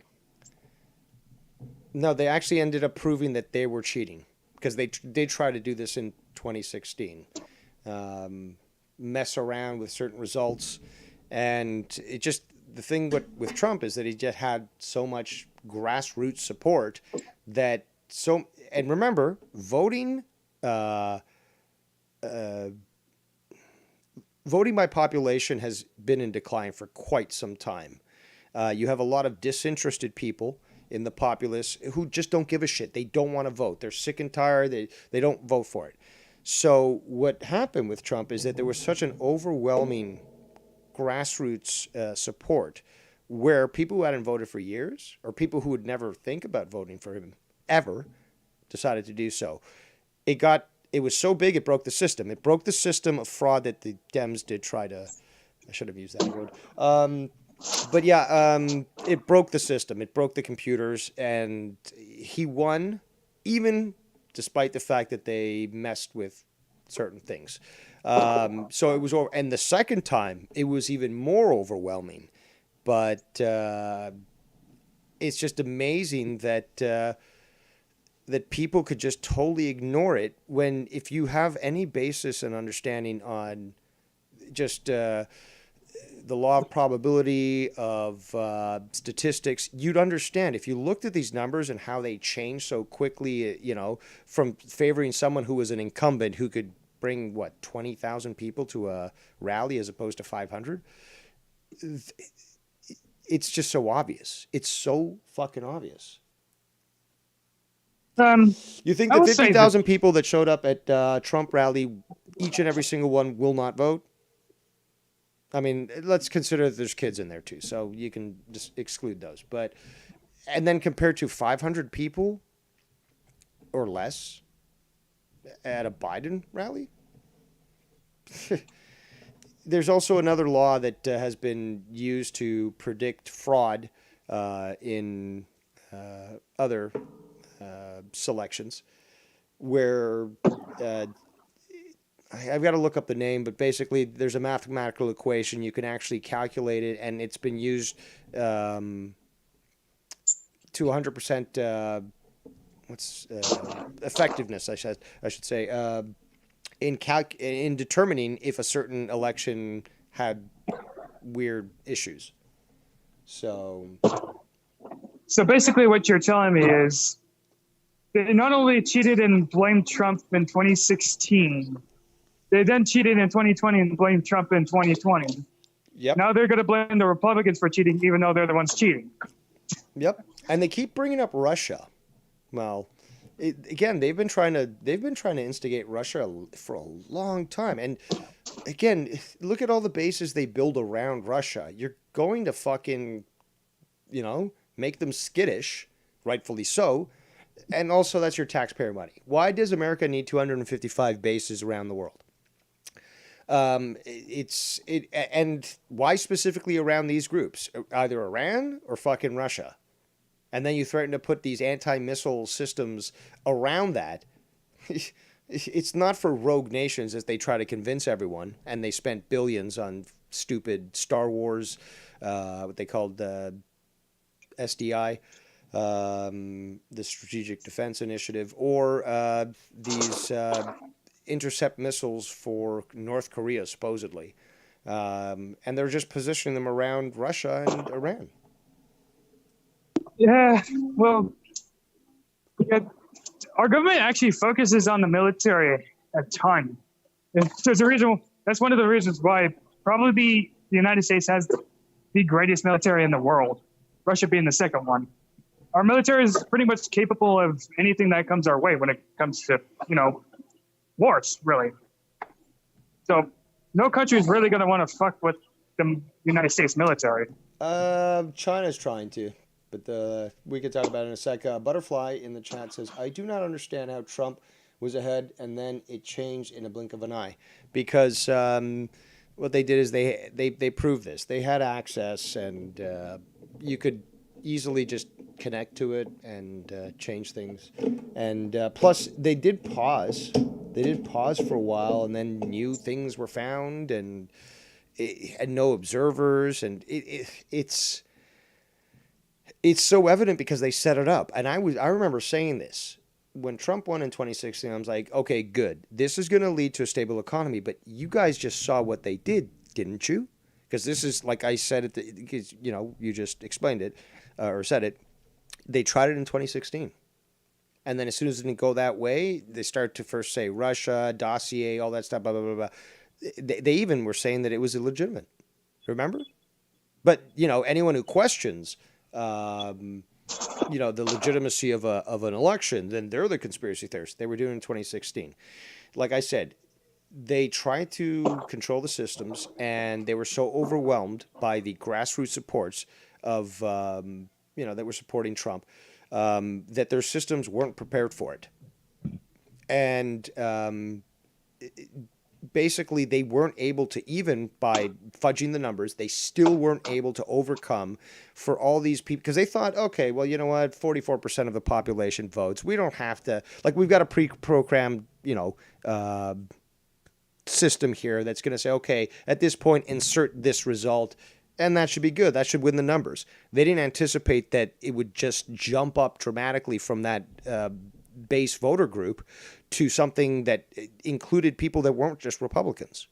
So, they realized, okay, we made a mistake in 2016. So 2020, we got to be ready.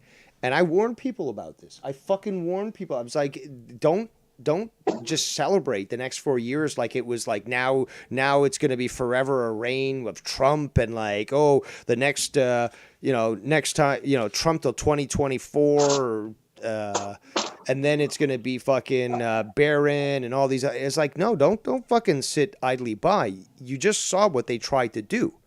So you got to expect that tenfold in 2020. What happened? Exactly what I fucking said. Exactly what I fucking thought, and exactly what I fucking warned people about. They overwhelmed the system because they said, fuck, this is really bad. And they were prepared, but they weren't prepared that they had lost even more support. So basically, Trump did win everything, except for a few small spots, right? And I've got to find the map.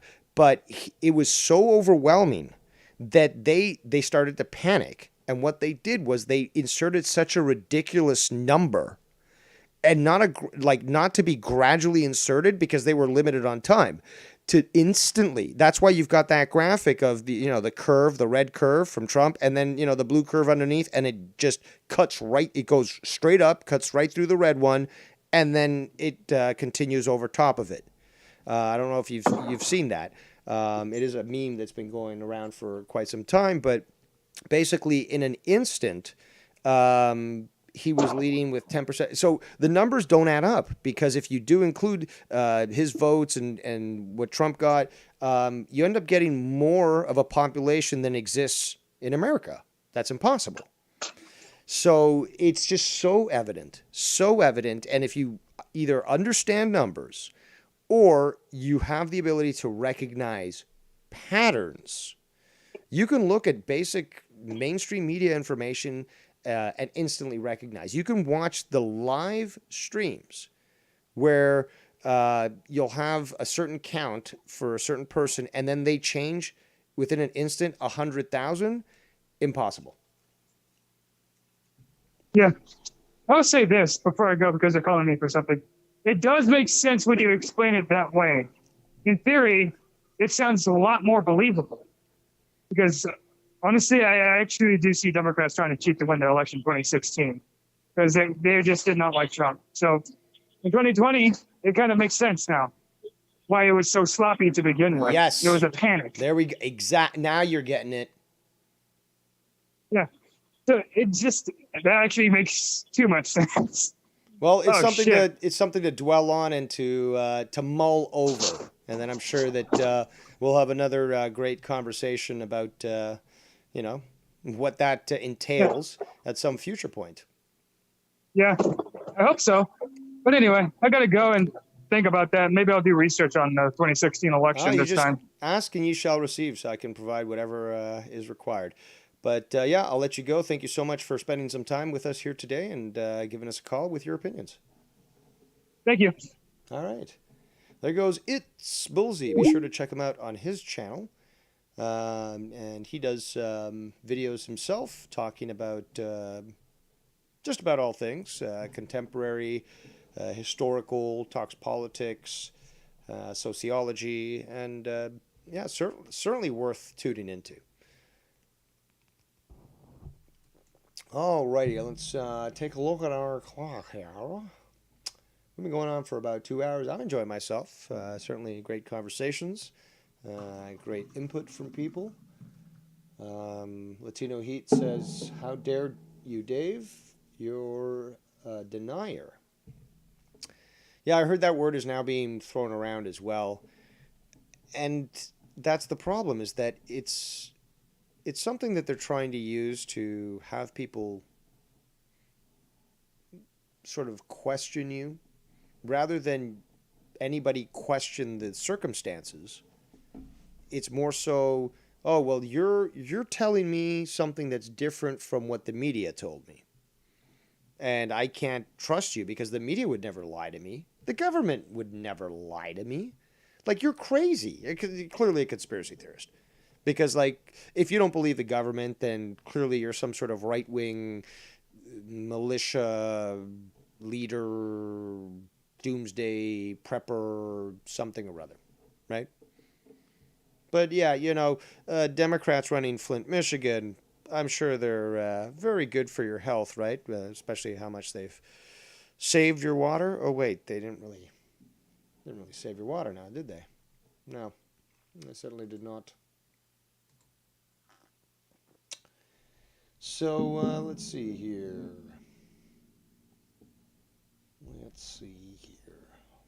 Still looking to do that Star Trek show with that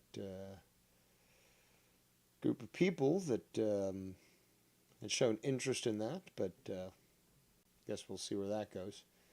There we go. But yeah, still haven't heard back from Joe Cronin. You naughty, naughty boy. I gotta figure out about this whole streaming stuff. Actually, let's see. Let me just look this up here.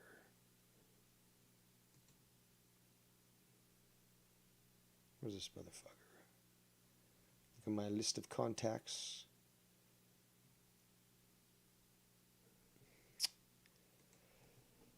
Just want to see if they're on.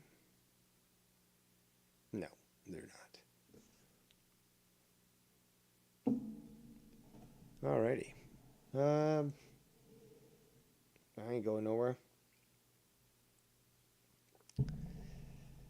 What else was something I had on my mind? And yeah, next time I will have a list. Don't you worry. You just made the list. Oh, something. This could be funny. Oh, Kamala Harris. Or Kamala Harris. Her name is Kamala. Which isn't black. It's Hindu. I believe it's Hindu. What's the cunt have to say? Thing. One does not have people everywhere from every background. Because here's the thing.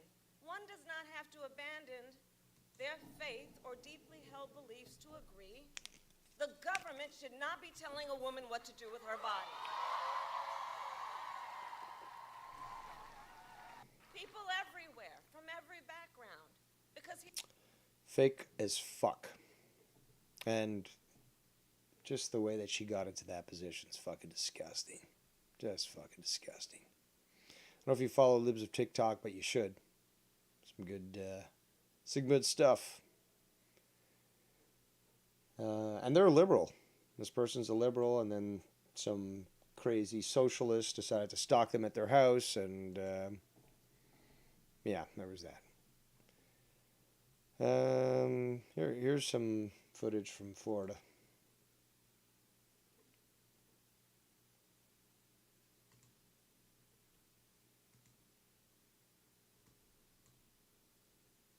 It's fucking terrible.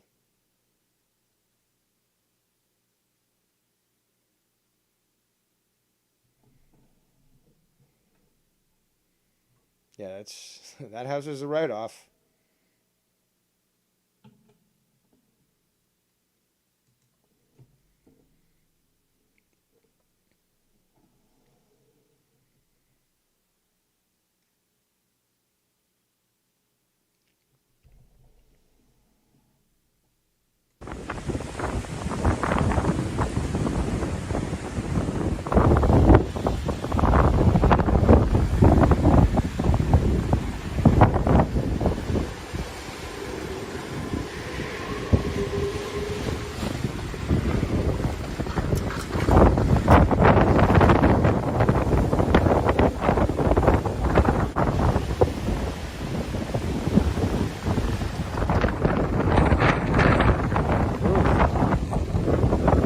It's like 2.5 feet.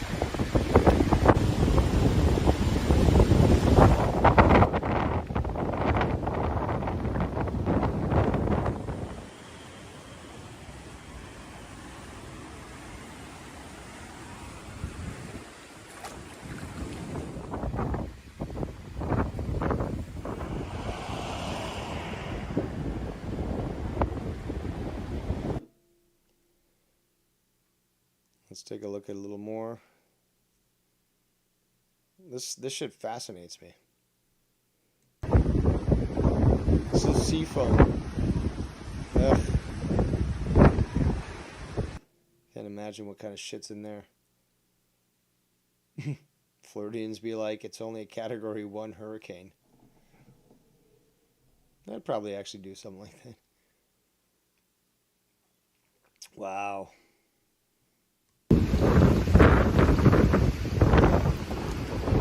My God.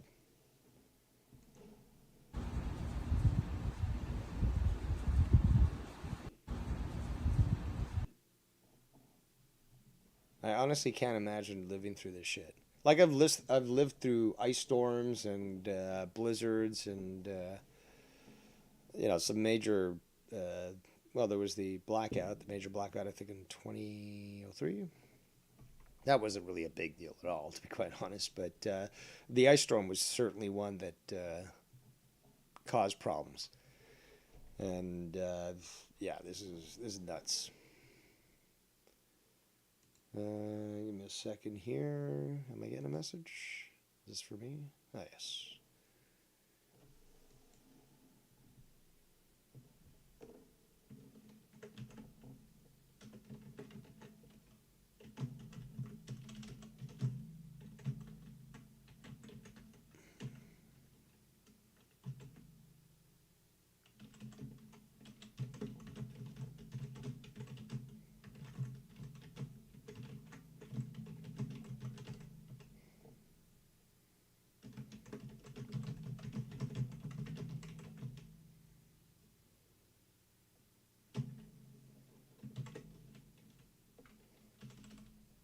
There we go.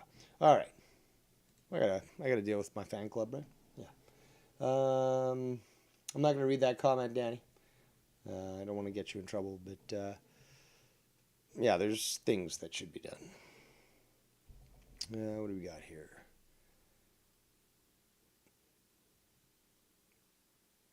This is how it's impacting Ontario.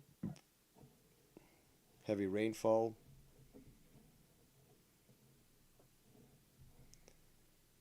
Oh my God! Look at this. These are traffic lights, people. That's a normal street sign. That must be at least 2 to 3 feet.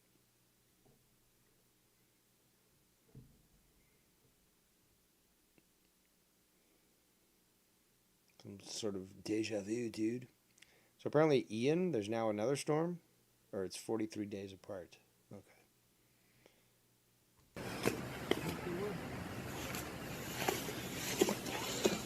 Yeah, look at that beast.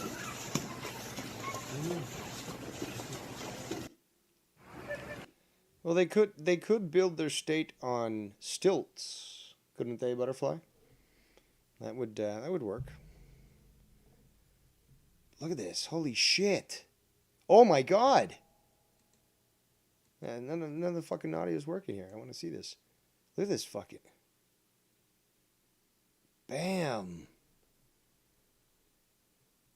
Pity.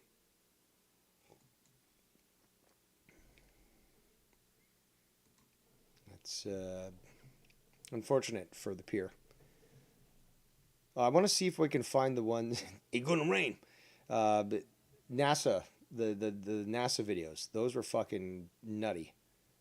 Some sort of cat.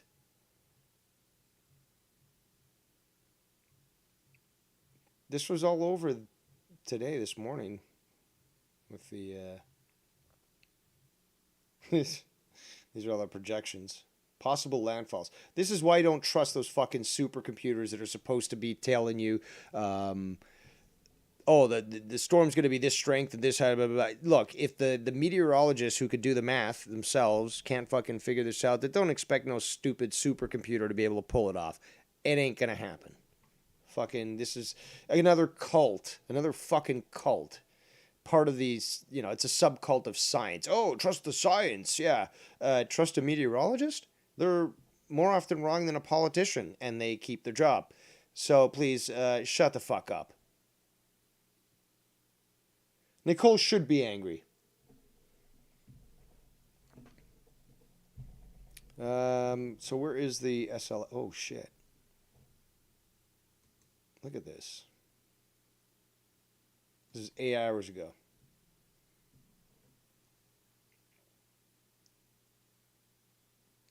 And there's some motherfucker down there. What are you doing? What's that stupid idiot doing? And this guy, oh, I'm going to take a jog here. Look, I don't care how fat you are. This is the day that you choose not to go fucking jog, okay? Chubby. Look at this shit. What are you fucking idiots doing? Are they trying to get killed? My God.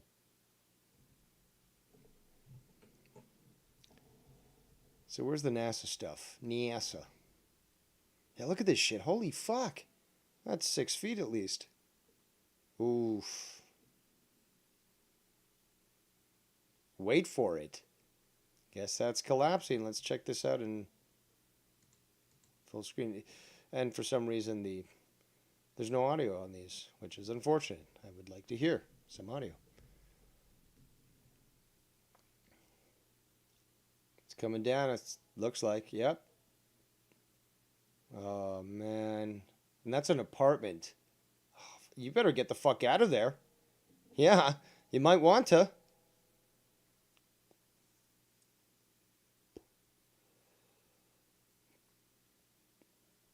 I wonder how deep the support columns for that building are into the ground, because That sort of soil, you'd have to be very deep, or this thing will just topple over.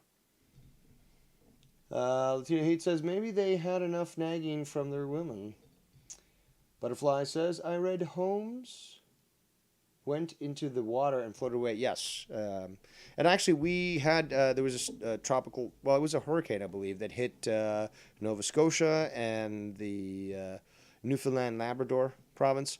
And same thing happened there. It was terrible. Tons of fishing villages and stuff, houses just ripped out and, put into the sea, and it was terrible. There's still a lot of major cleanup going on there. I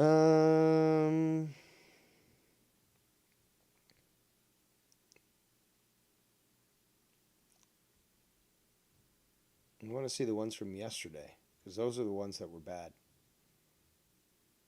Like right before the storm hit, they were seeing a lot of shit. Look at this.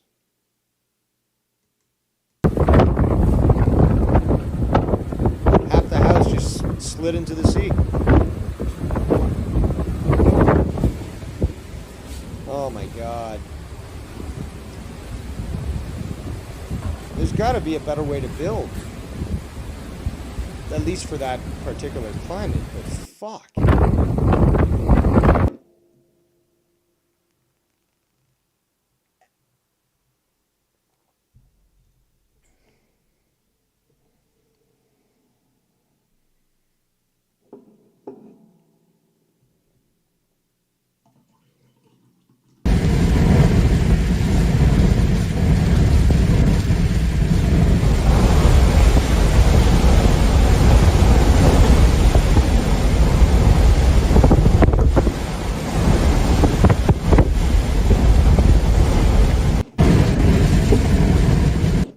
Nuts, abso-fucking-lutely nuts. I'm gonna find Artemis. I want to show you guys the footage that I saw. Hello, Artemis. Artemis 1.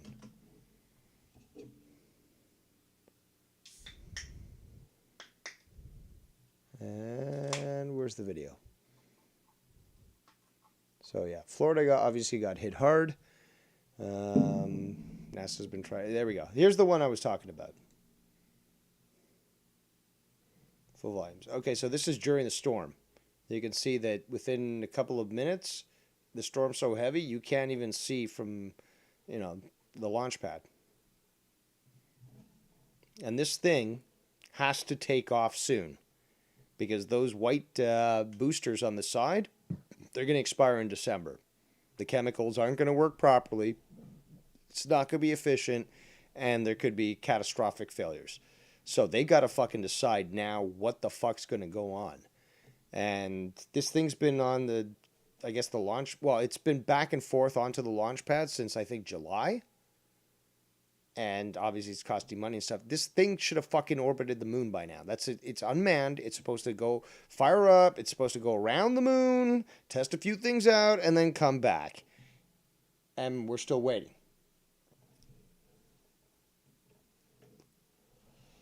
So, let's see. Was there other stuff? Yeah, this is where it hit.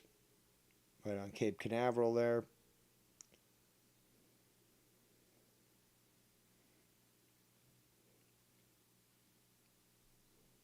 So, who knows what's going to happen with this shit.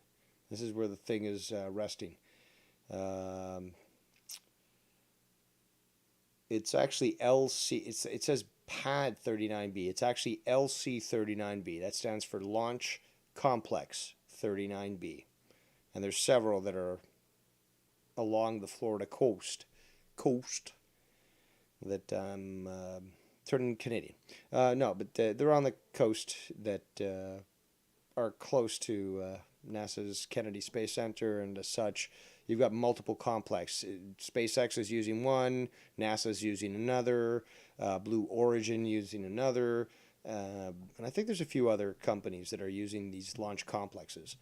So NASA rents them out, and you have all these different developments happening in the same area. But fucky, to say the least. Very, very fucky. Yeah, they were trying to work to figure out about the hurricane, see what they need to do. Oh, man. What a waste of fucking taxpayer money. But I want to see if we can find some of these videos that Butterfly was talking about. And I've seen them before, but there's a lot, and they keep posting them, so we got to find them. But of the houses going into the ocean, I definitely did see several videos of that where they just crashed right in. And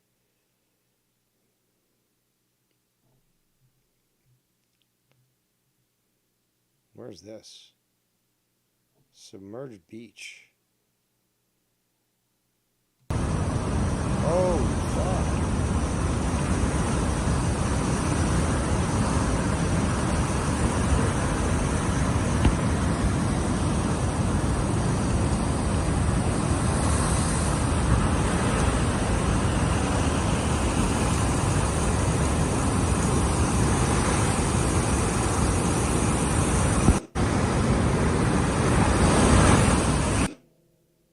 Damn. So 16 hours ago. So that's when it made landfall, it looks like. But where are the videos of the houses?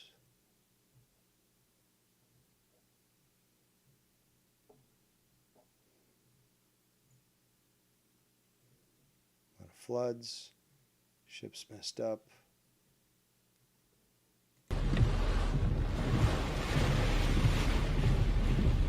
Not the safest place to be in a car when it comes to a hurricane. These things can flip them, and you're going to have a bad time.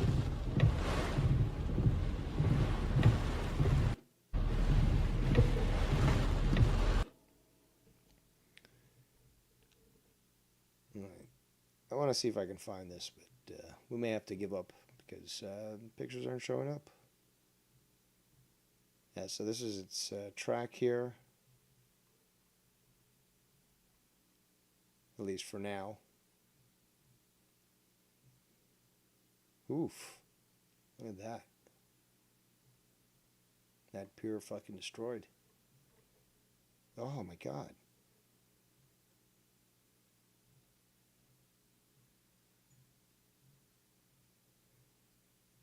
All right, well, I think our coverage of the hurricane is done for now. But yeah, just some very, very sad shit. Hopefully things can get back to normal. There was a hurricane a few weeks ago, and they were able to rebuild a bridge that isolated a community within a couple of days, I believe, 3-4 days. So it was good. But yeah, it really is sad that this stuff's going on right now, and obviously a lot of people are still having to deal with it because it's not over.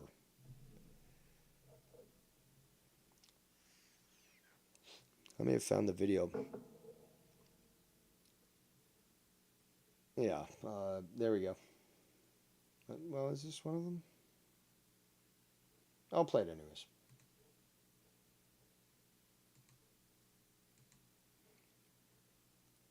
But yeah, you've got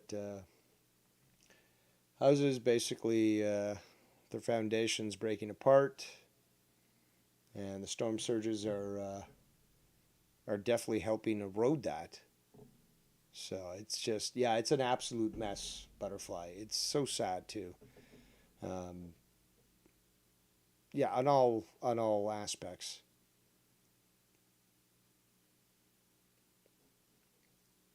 And you'd think that there's a better way to build. You know, insurance companies know the dangers of having houses in this area. And yes, insurance does cover it. But when you have one natural disaster, they're going to have to be paying out a lot. So yeah, you can see some of these areas have stilts and stuff, but can there not be a more effective way of building in these sorts of areas?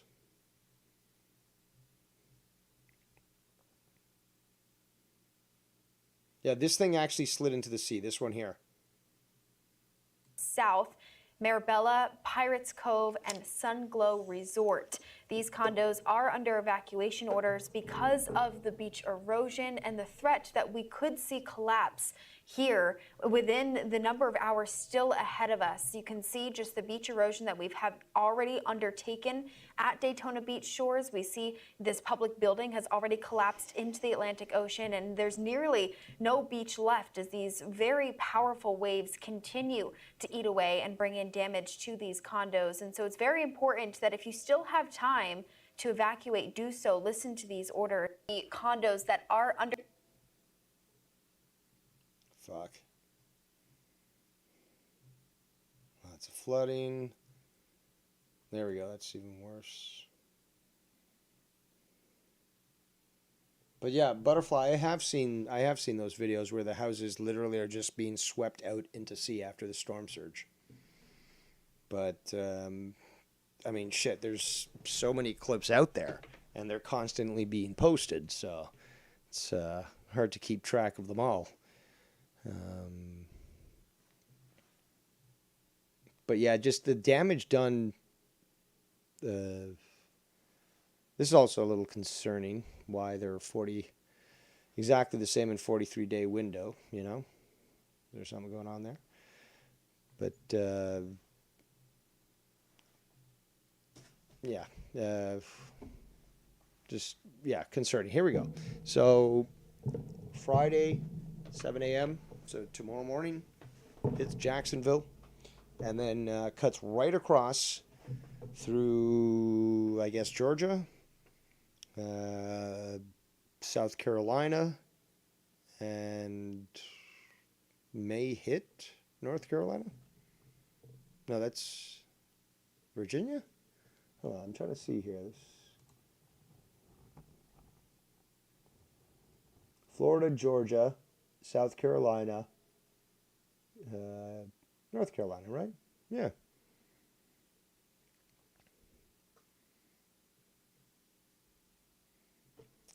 All right. So 7 a.m. on Saturday. Yeah, the East Coast is going to be having a fun old time with all this stuff. Oof. Look at this. Big storm surge. Oof.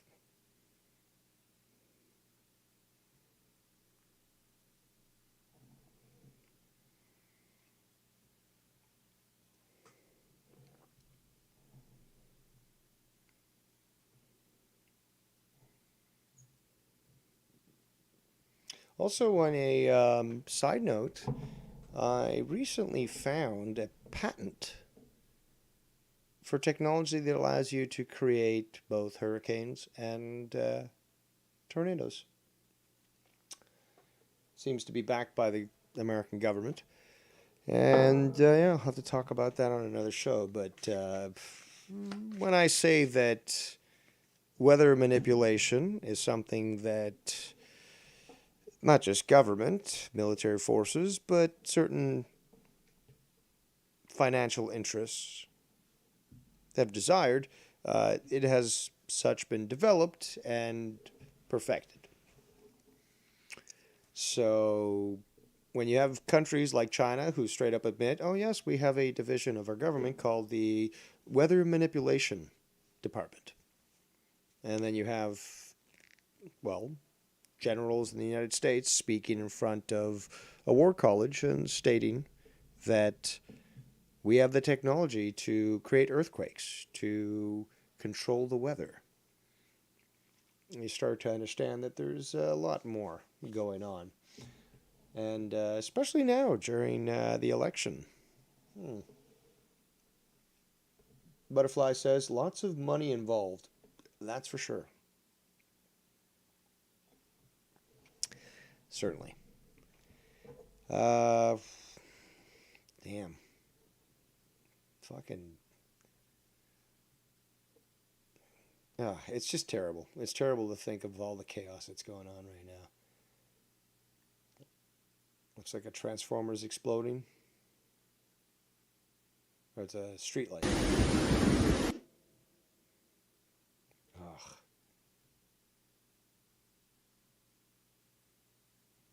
So all these contractors here are ready to go try to start the power again.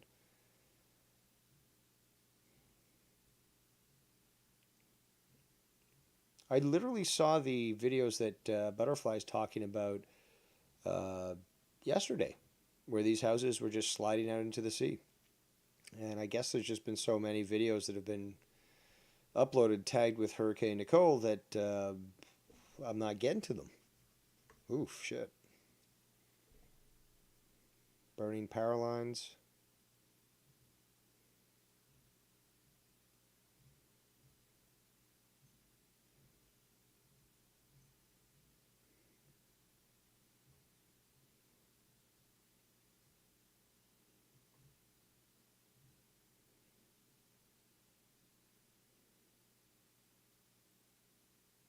It doesn't look like fun.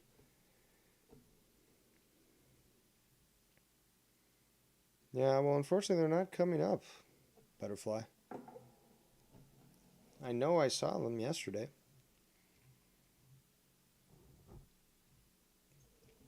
I guess there's just been so many videos. Can't pull them up.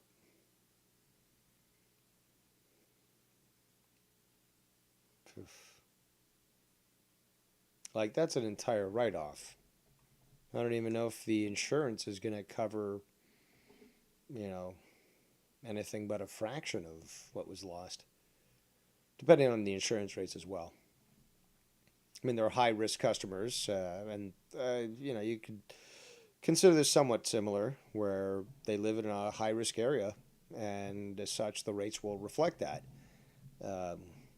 Are they paying enough to actually get everything fucking replaced? I doubt it. But you never know. Some insurance plans are quite inclusive, to be quite honest. What else?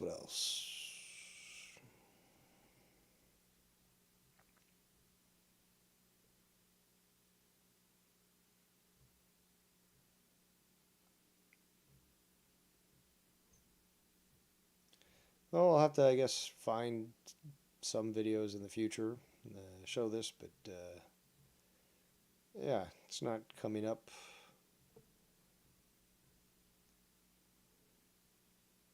Okay, so it's South Carolina on the 12th, 7 a.m. It's going to affect all this area. Yep, better hunker down.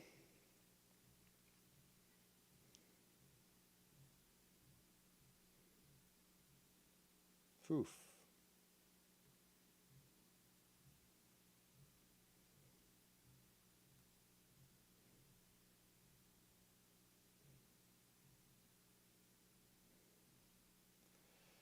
All right. Well, we can't seem to find the videos of the houses sliding into the water, but be assured that they do exist because I've seen them, as is Butterfly. But yeah, terrible stuff happening in Florida right now, and I'm sure that there'll be more terrible stuff happening in South Carolina and Georgia and North Carolina soon enough. Unless this thing can slow down sufficiently and lose its power and just go back to being a tropical storm. But you never know. Monstrous destruction. Yep, Butterfly. Some of these guys, though, they fucking kind of crazy. These are the storm chasers. So this one particularly is just telling Elon Musk that he installed Starlink. Should have put some protection on there. But that is a fascinating field where people go into storms and try to analyze information and try to determine what it tells us.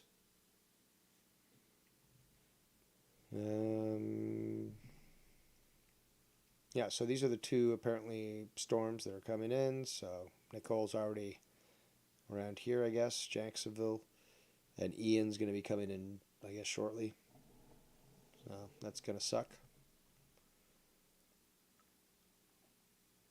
Oh, so here we go. This is what I was talking about with NASA. So the speeds experienced there at Kennedy Space Center, Tower 3, 100 miles per hour wind, 98, 91, 90, 89. So hopefully it didn't damage the rocket too much, or at all. Hopefully at all. But yeah, that can certainly do some damage.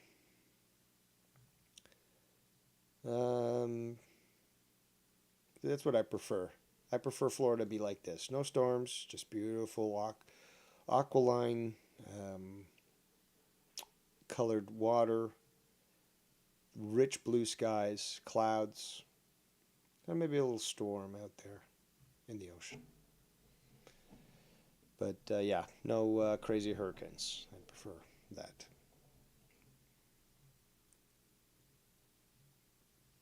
So Skype lines remain open for anyone who wishes to call in. You could give me a little breather here, and I can pack another bowl and not just have dead air. Oh, tomorrow morning. See, this is a lot different from the other projection, which was along the coast. This is actually more inland. And this is South Carolina. No, sorry, that's Georgia there, and South Carolina is there, I think. Or no, there. So we'll see what happens. Okay, it's another projection.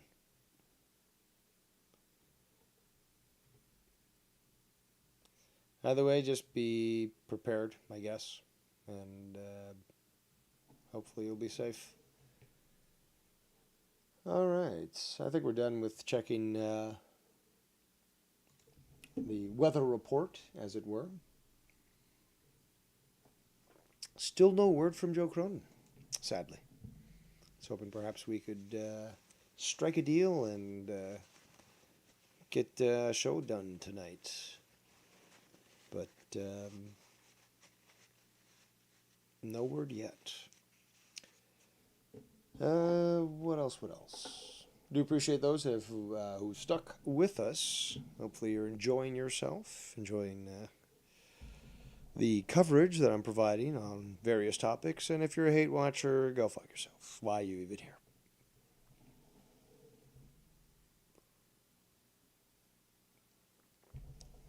But yeah, I do need to take a break for a moment to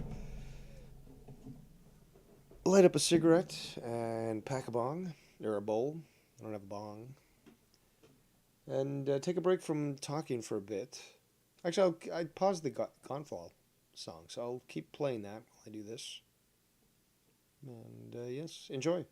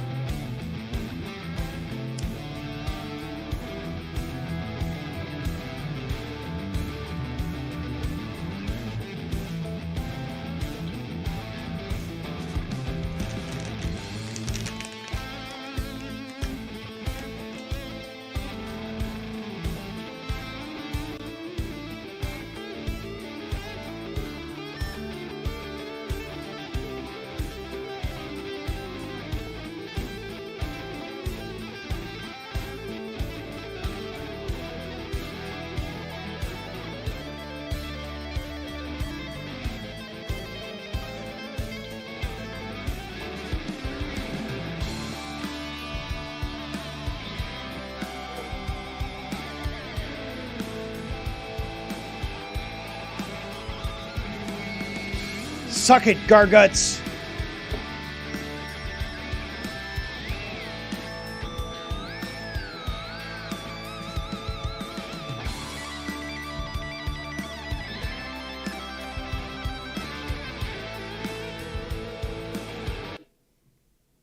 And there's the end of that. Coincided nicely with the timing. Excellent. Yes. Let me just quickly check one thing for messages here. No response yet. All right. I don't know. I'm still willing to hang out and chill, but I do need a break from all the talking. I think I deserve it, and I think I've earned it. And that's why, again, I do encourage other people to share their thoughts. It could be in the chat, could be calling in.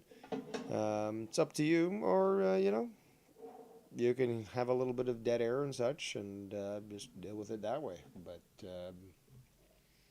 I don't think there's anything else much interesting going on at the moment. If there was, I'd certainly point you in that direction. But it is 7:11 p.m. Eastern Time. And we've been going on for about 2 hours and 30 minutes. Not bad for a chill stream. I'm willing to go for 3 hours, I guess. I give some time for Joe or Jesse to get back to me. And you got the opportunity to share your thoughts here on anything that I've spoken about or anything that you might want to speak about yourself.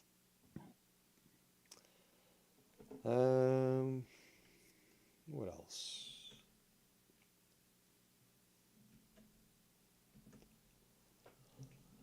I do, plan to do a few appearances in certain areas that have been asked of me. So who knows when that's going to happen, but that has been proposed, and I think it's cool. So we'll see what happens there. I'll continue to play my my retro games until I run out of games, but that'll take some time, and I'll take a break from all the retro games too. I do love that Fishing Planet game. There's that Hunter game through Steam, and very similar to Cabela's Hunter. I can't remember what the software was called, but Big Game Hunter, I believe. But yeah, it's free. It's on Steam. There's multiplayer, and it's very similar to the Fishing Planet, but in this case, you're hunting on land using various firearms and such, and other arms. So I'm certainly going to give that a shot at some point in the future. But I do love that fishing game. It's fun. It's relaxing. It's enjoyable. Yeah, it's repetitive, but it's not tedious. You get to enjoy different strategies, and, it can be challenging. So I definitely do like that sort of game.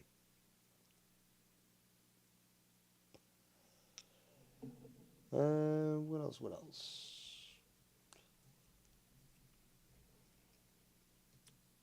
Let's see here.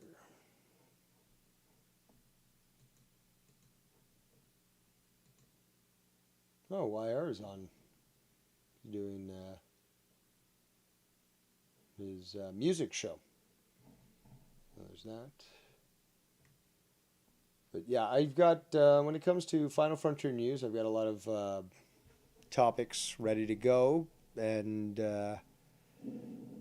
I'm going to try to get them done with Joe, but, I do want to talk about them on my channel, but I am trying to figure out what I'm going to talk about on Joe's show compared to on my show, because I want to spread that out, and more importantly, I just don't want to repeat myself and say the same thing. So we'll see how that goes. I do need a break, Butterfly. I do need a break to smoke this bowl. And, I'll play my de facto trolling theme song for all the hate watchers. But I'll play this while I take a break from speaking and reanimate myself with a little cannabis.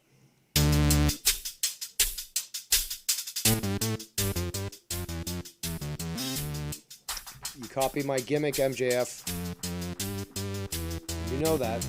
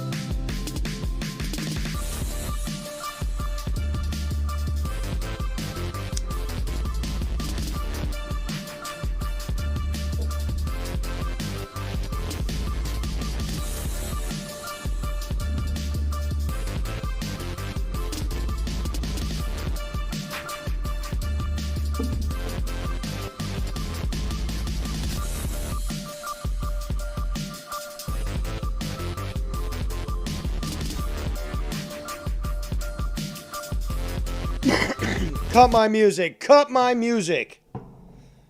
All right. Smoking a bowl.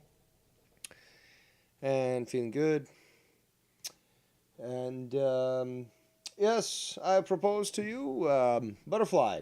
Are you looking forward more to Top Gear or to Survivor Series War Games? Because I do believe you do like your pro wrestling. I do. But yeah, wondering what people think. And yeah, just hanging out, chilling. Again, I could be like some of these people that do streams where they'll. Well, I don't want to bring up names, but I will. I always do. Garguts, for you, for example. Hey, how's it going? But yes, a lot of dead air, a lot of, and I could do that. I could easily do that, or I could try to continue to talk and try to entertain, yes, and talk about things. But yes, I do deserve actually to breathe from time to time. You know, I can slip them in here and there, but taking a nice solid breath, it's a nice thing. But again, obviously, hate watchers, they like to hate, but they can't commentate.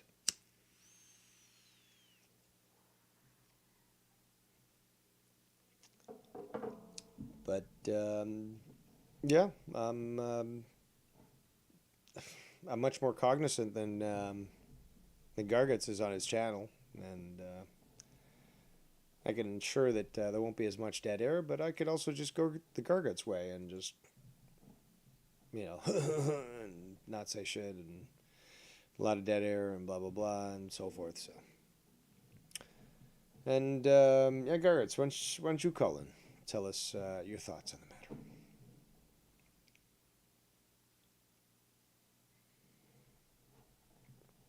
But, yeah, I mean, I guess a streaming machine, as some people have said in the past, but, you know, I'm a little tired, obviously. It takes a little bit to rile me up and get me going. If I had, I don't know, some Coke, that would work, but we're not going to do that. But, you know, you know, if Joe, you know, drops the hammer and says, Final Frontier News now, you know I'd fucking get animated and be like, let's fucking do this. So I'm sort of conserving my energy to a certain extent as well. But, you know, I want to talk about topics that I want to talk about, and I also want to be understanding and considerate to where I wish to speak about those topics.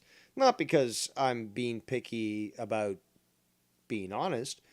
It's, okay, well, Joe, for example, has shown interest in my knowledge in UFOs. Okay, well, then I'll try to keep UFOs exclusively there on 514 News. And meanwhile, on Darkest Realms, you know, my next episode, I was planning to talk about demons specifically. Summoning of demons, the lore behind them, the descriptions that have been given by either King Solomon, who identified 72, or Aleister Crowley, who communed with what you could consider a demon, and then look at that and say, okay, well, all these other people supposedly channeled or communed with these sort of higher spiritual beings, but when you get a description of them or a drawing of them, they look like a demon. And they look specifically like something that cultures from the past have described as demons. Talk about demonic possession, for example, that have occurred. How The Exorcist became such a staple in American pop culture, and where it actually, you know, it was based on, and what was, you know, removed from the movie as opposed to what actually occurred. So, yeah, I've got a lot of topics that I wish to discuss. And again, sharing is caring. and I do want to ensure that there is a nice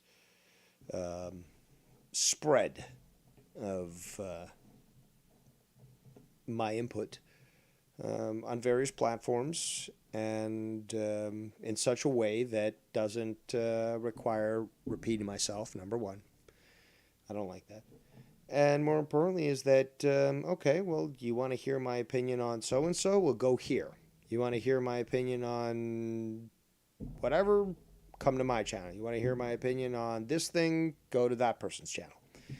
And again, share the knowledge that people have asked me to share with them in such a way that it doesn't sort of overstep onto what they've done and just repeat what I would have said on the show. It's like I can easily just say, just go to that channel. Go check that out. My channel is unmonetized. Okay?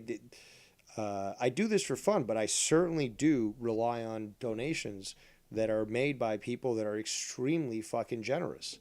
And I appreciate every single one. But I want to share this, in a way that it's spread evenly, and that you can choose how what you're listening to and who you're listening to. So, yeah, I think it's important, in my opinion, to basically spread that around, and by pointing somebody else to go to another channel, to see something that I could have easily done on mine, helps promote that other person, helps to pay it forward, to spread it, to that for that next person to say, okay, well, you know what, check out this person on YouTube, because they talk about stuff that I don't talk about, but I do appreciate and love to provide input on, and they're spreading some great information. Check them out. And then it just spreads forward in that way. So I've always thought that information should never be held hostage. And that's why, secret societies, for example, or as people who belong to them, and I've met many, say, no, there's just society with secrets. Well, you're keeping the information from the populace, and they will try to justify that the populace isn't ready. And yes, that actually does have a lot of relevance. I mean, they ran, the United States government, as well as many other governments throughout the world, have run operations, specifically psychological operations, to gauge and test the preparedness that the populace would have when it came to a potential alien invasion. The whole World of the Wars radio show with Orson Welles back in the 30s was specifically that. It was a psychological operation.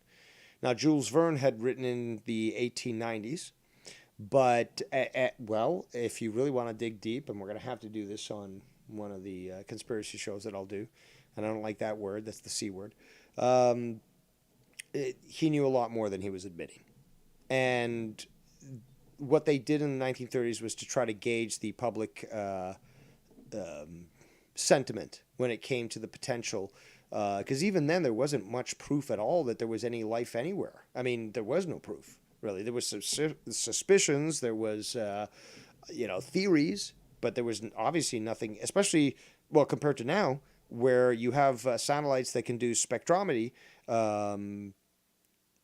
and just analyze, for example, what's in the atmosphere. So if you've got a certain amount of nitrogen and oxygen, you can potentially combine for an atmosphere similar to ours. What does that do? That provides for precipitation through the form of water, at which point you can have the ability for single-celled organisms to, or even just amino acids to eventually evolve to single-celled organisms, which then in turn could start to take on the symbols of life, or the aspects of life, I should say, and then start to become multi-celled organisms, which will then start to evolve into creatures. Quite the rant, and I lost my train of thought, so let me go back to my stream. See if I can. In turn, could start to take on to basically spread that around, and by pointing somebody else to go to another channel to see something that I could have easily done on mine helps promote that other person. Helps to pay. You know what? Check out this love to provide input on, and then it just spreads forward. Never be held hostage, and that's why secret societies, for example, or as people who belong to them, you're keeping the information from.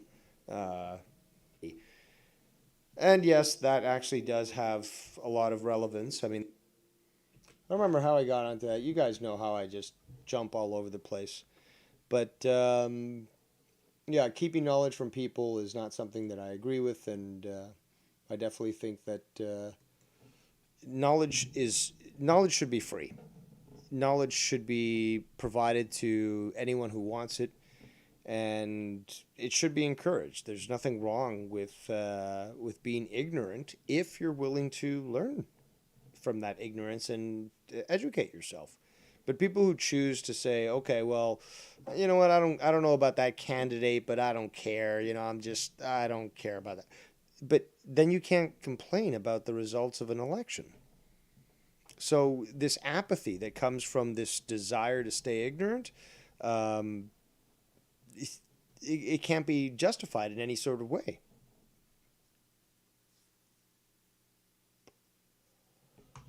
I don't know. I was on another fucking... Man, I can't remember what it was. My mind thinks in multi-layers. But I was talking about... Well, we're always talking about the elite and stuff. I don't know. Here, you know what? I'll do this. To apologize, I will show you a mother sloth being reunited with her child. So there you go.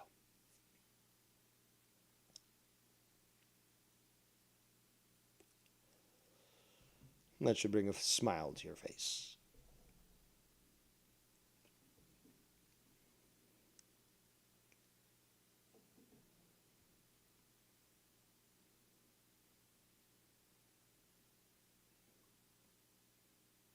There you go. All right, let's, we're at 2 hours and 49 minutes or something. So yeah, we'll go on for another 11 minutes or so, make it a nice clean 3 hours.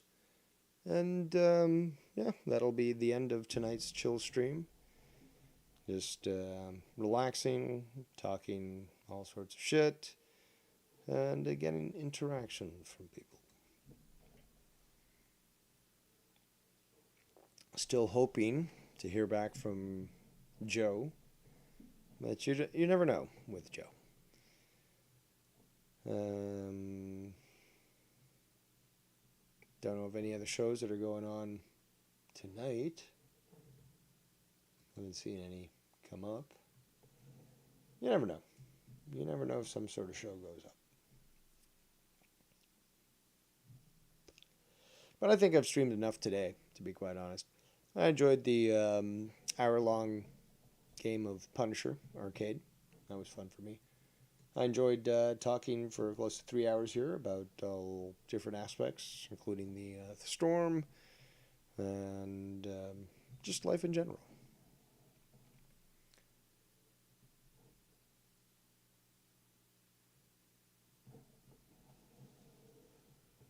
Ooh, I'm actually feeling tired. Oh my god. Usually that only happens later, way later into the night. But there we go. Apparently, Guillermo del Toro is planning to make a movie based on Lovecraft's In the Mountains of Madness, and released some footage earlier today. And that should be very interesting for all those that are familiar with Cthulhu lore. And yeah, I mean, this guy is known for being fairly good when it comes to the horror. So we'll see. We'll see what happens there.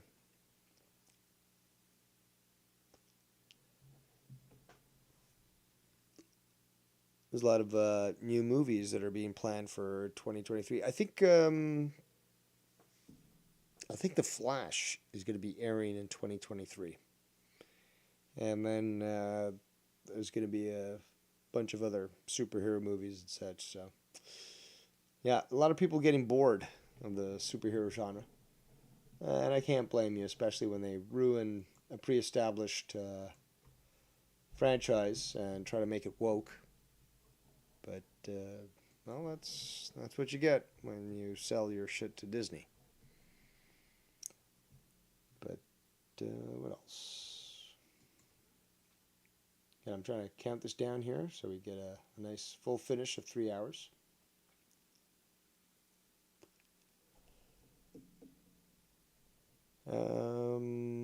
Rampage tomorrow night.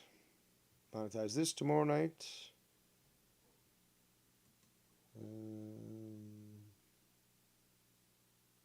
Oh, Nicky J is streaming his WoW Classic.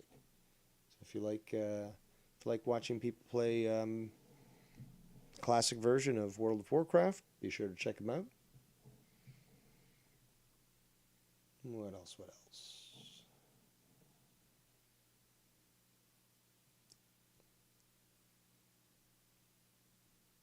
I'm honestly surprised I haven't received a response from Joe, but okay. Guess he's really busy today. Would have been nice. Would have been nice. But if anything does happen, I would have to guess it would probably be later, and it probably wouldn't be anything to do with conspiracies or Star Trek or anything like that. So might just be a similar chill stream or something. But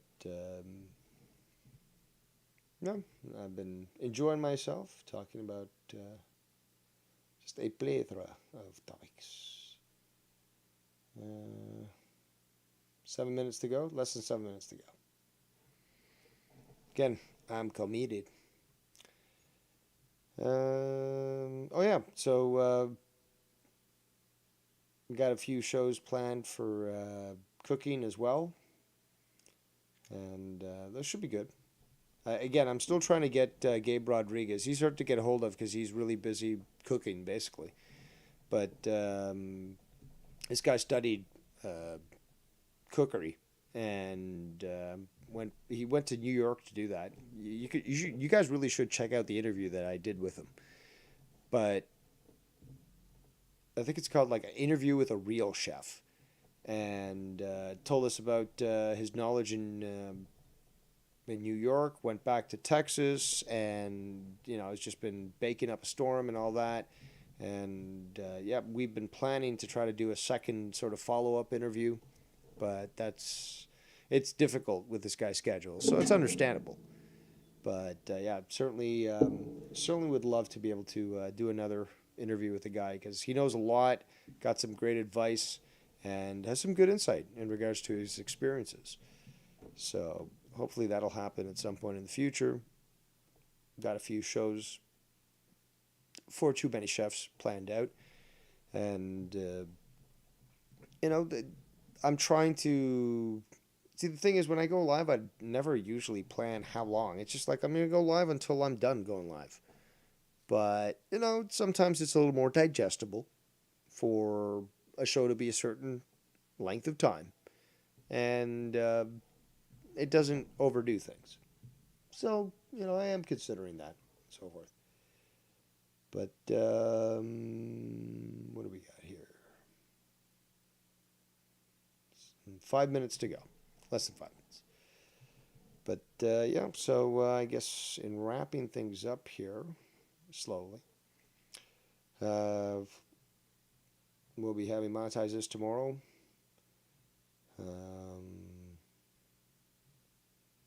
There's a pay-per-view next weekend. Full Gear.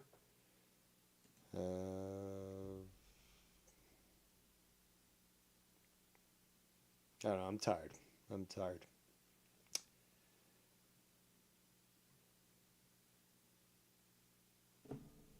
Yeah, who knows? Maybe Jesse and I will record something tonight. Yeah, I was literally talking to him about it yesterday, so I'll have to wait to hear back from him as well. But that's something that I can do at our leisure, and not have to constantly be trying to contact Joe and try to figure out what's going on or get answers that it's like I don't know yet. It's okay, but you told me to contact you, or I thought I'd contact you just to see, and it's a challenge. It's a challenge. But hey, who knows what you guys are going to see in the future for me and Jesse, whether it be on my channel or on Joe's.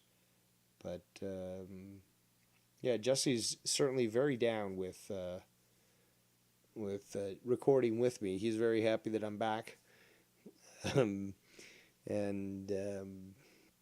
yeah, he's eager to start recording stuff. So that should be good. I encourage you to keep your ear open because, like I said, whether it's on my channel or on Joe's channel, and that's where it should be, but, Joey Jojo, Jabadoo Jr., we got to get him on the same page as us so that we can do this right, because I know that you guys would love it. And yeah, we would talk about topics that a few people actually are willing to talk about with honest candor. But it's certainly something that I think has been very enjoyable for people, because that's what people tell me. And this could be stuff even from, say, 2015, I'll monetize this, where Jesse and I would start talking about topics where even Tommy C. Or Troy would start shitting on us because it was just way too out there for them. But yeah, it's certainly something a lot of people have always said, hey, we enjoy that stuff and we want to hear more of it. And I think that's what led Joe to start talking, create the show Final Frontier News. So hopefully we can get something going in the next little while. Whether it be, like I said, whether it be me or Jesse. But yep, I'm down with it, and want to really figure out what's going on there so I can then figure out what I'm going to do on my channel. Because again, I want to spread the love and don't want to repeat myself. I don't like to repeat myself, which I've done multiple times here. So we are now getting close to that 3-hour mark, which I was trying to get to. All right, so we've got less than a minute to go. So I do want to shout out everyone that chose to be vocal in the chat there. There were many. I'll go through the list again.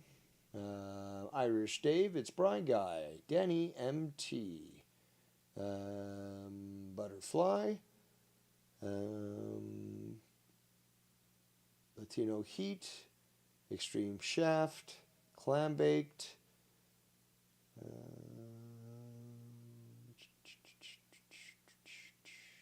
scrolling down.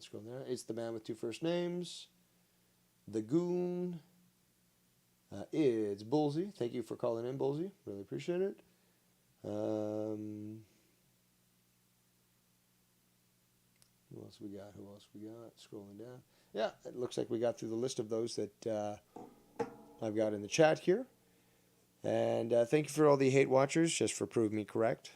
Because, you can't live without me. It's obvious.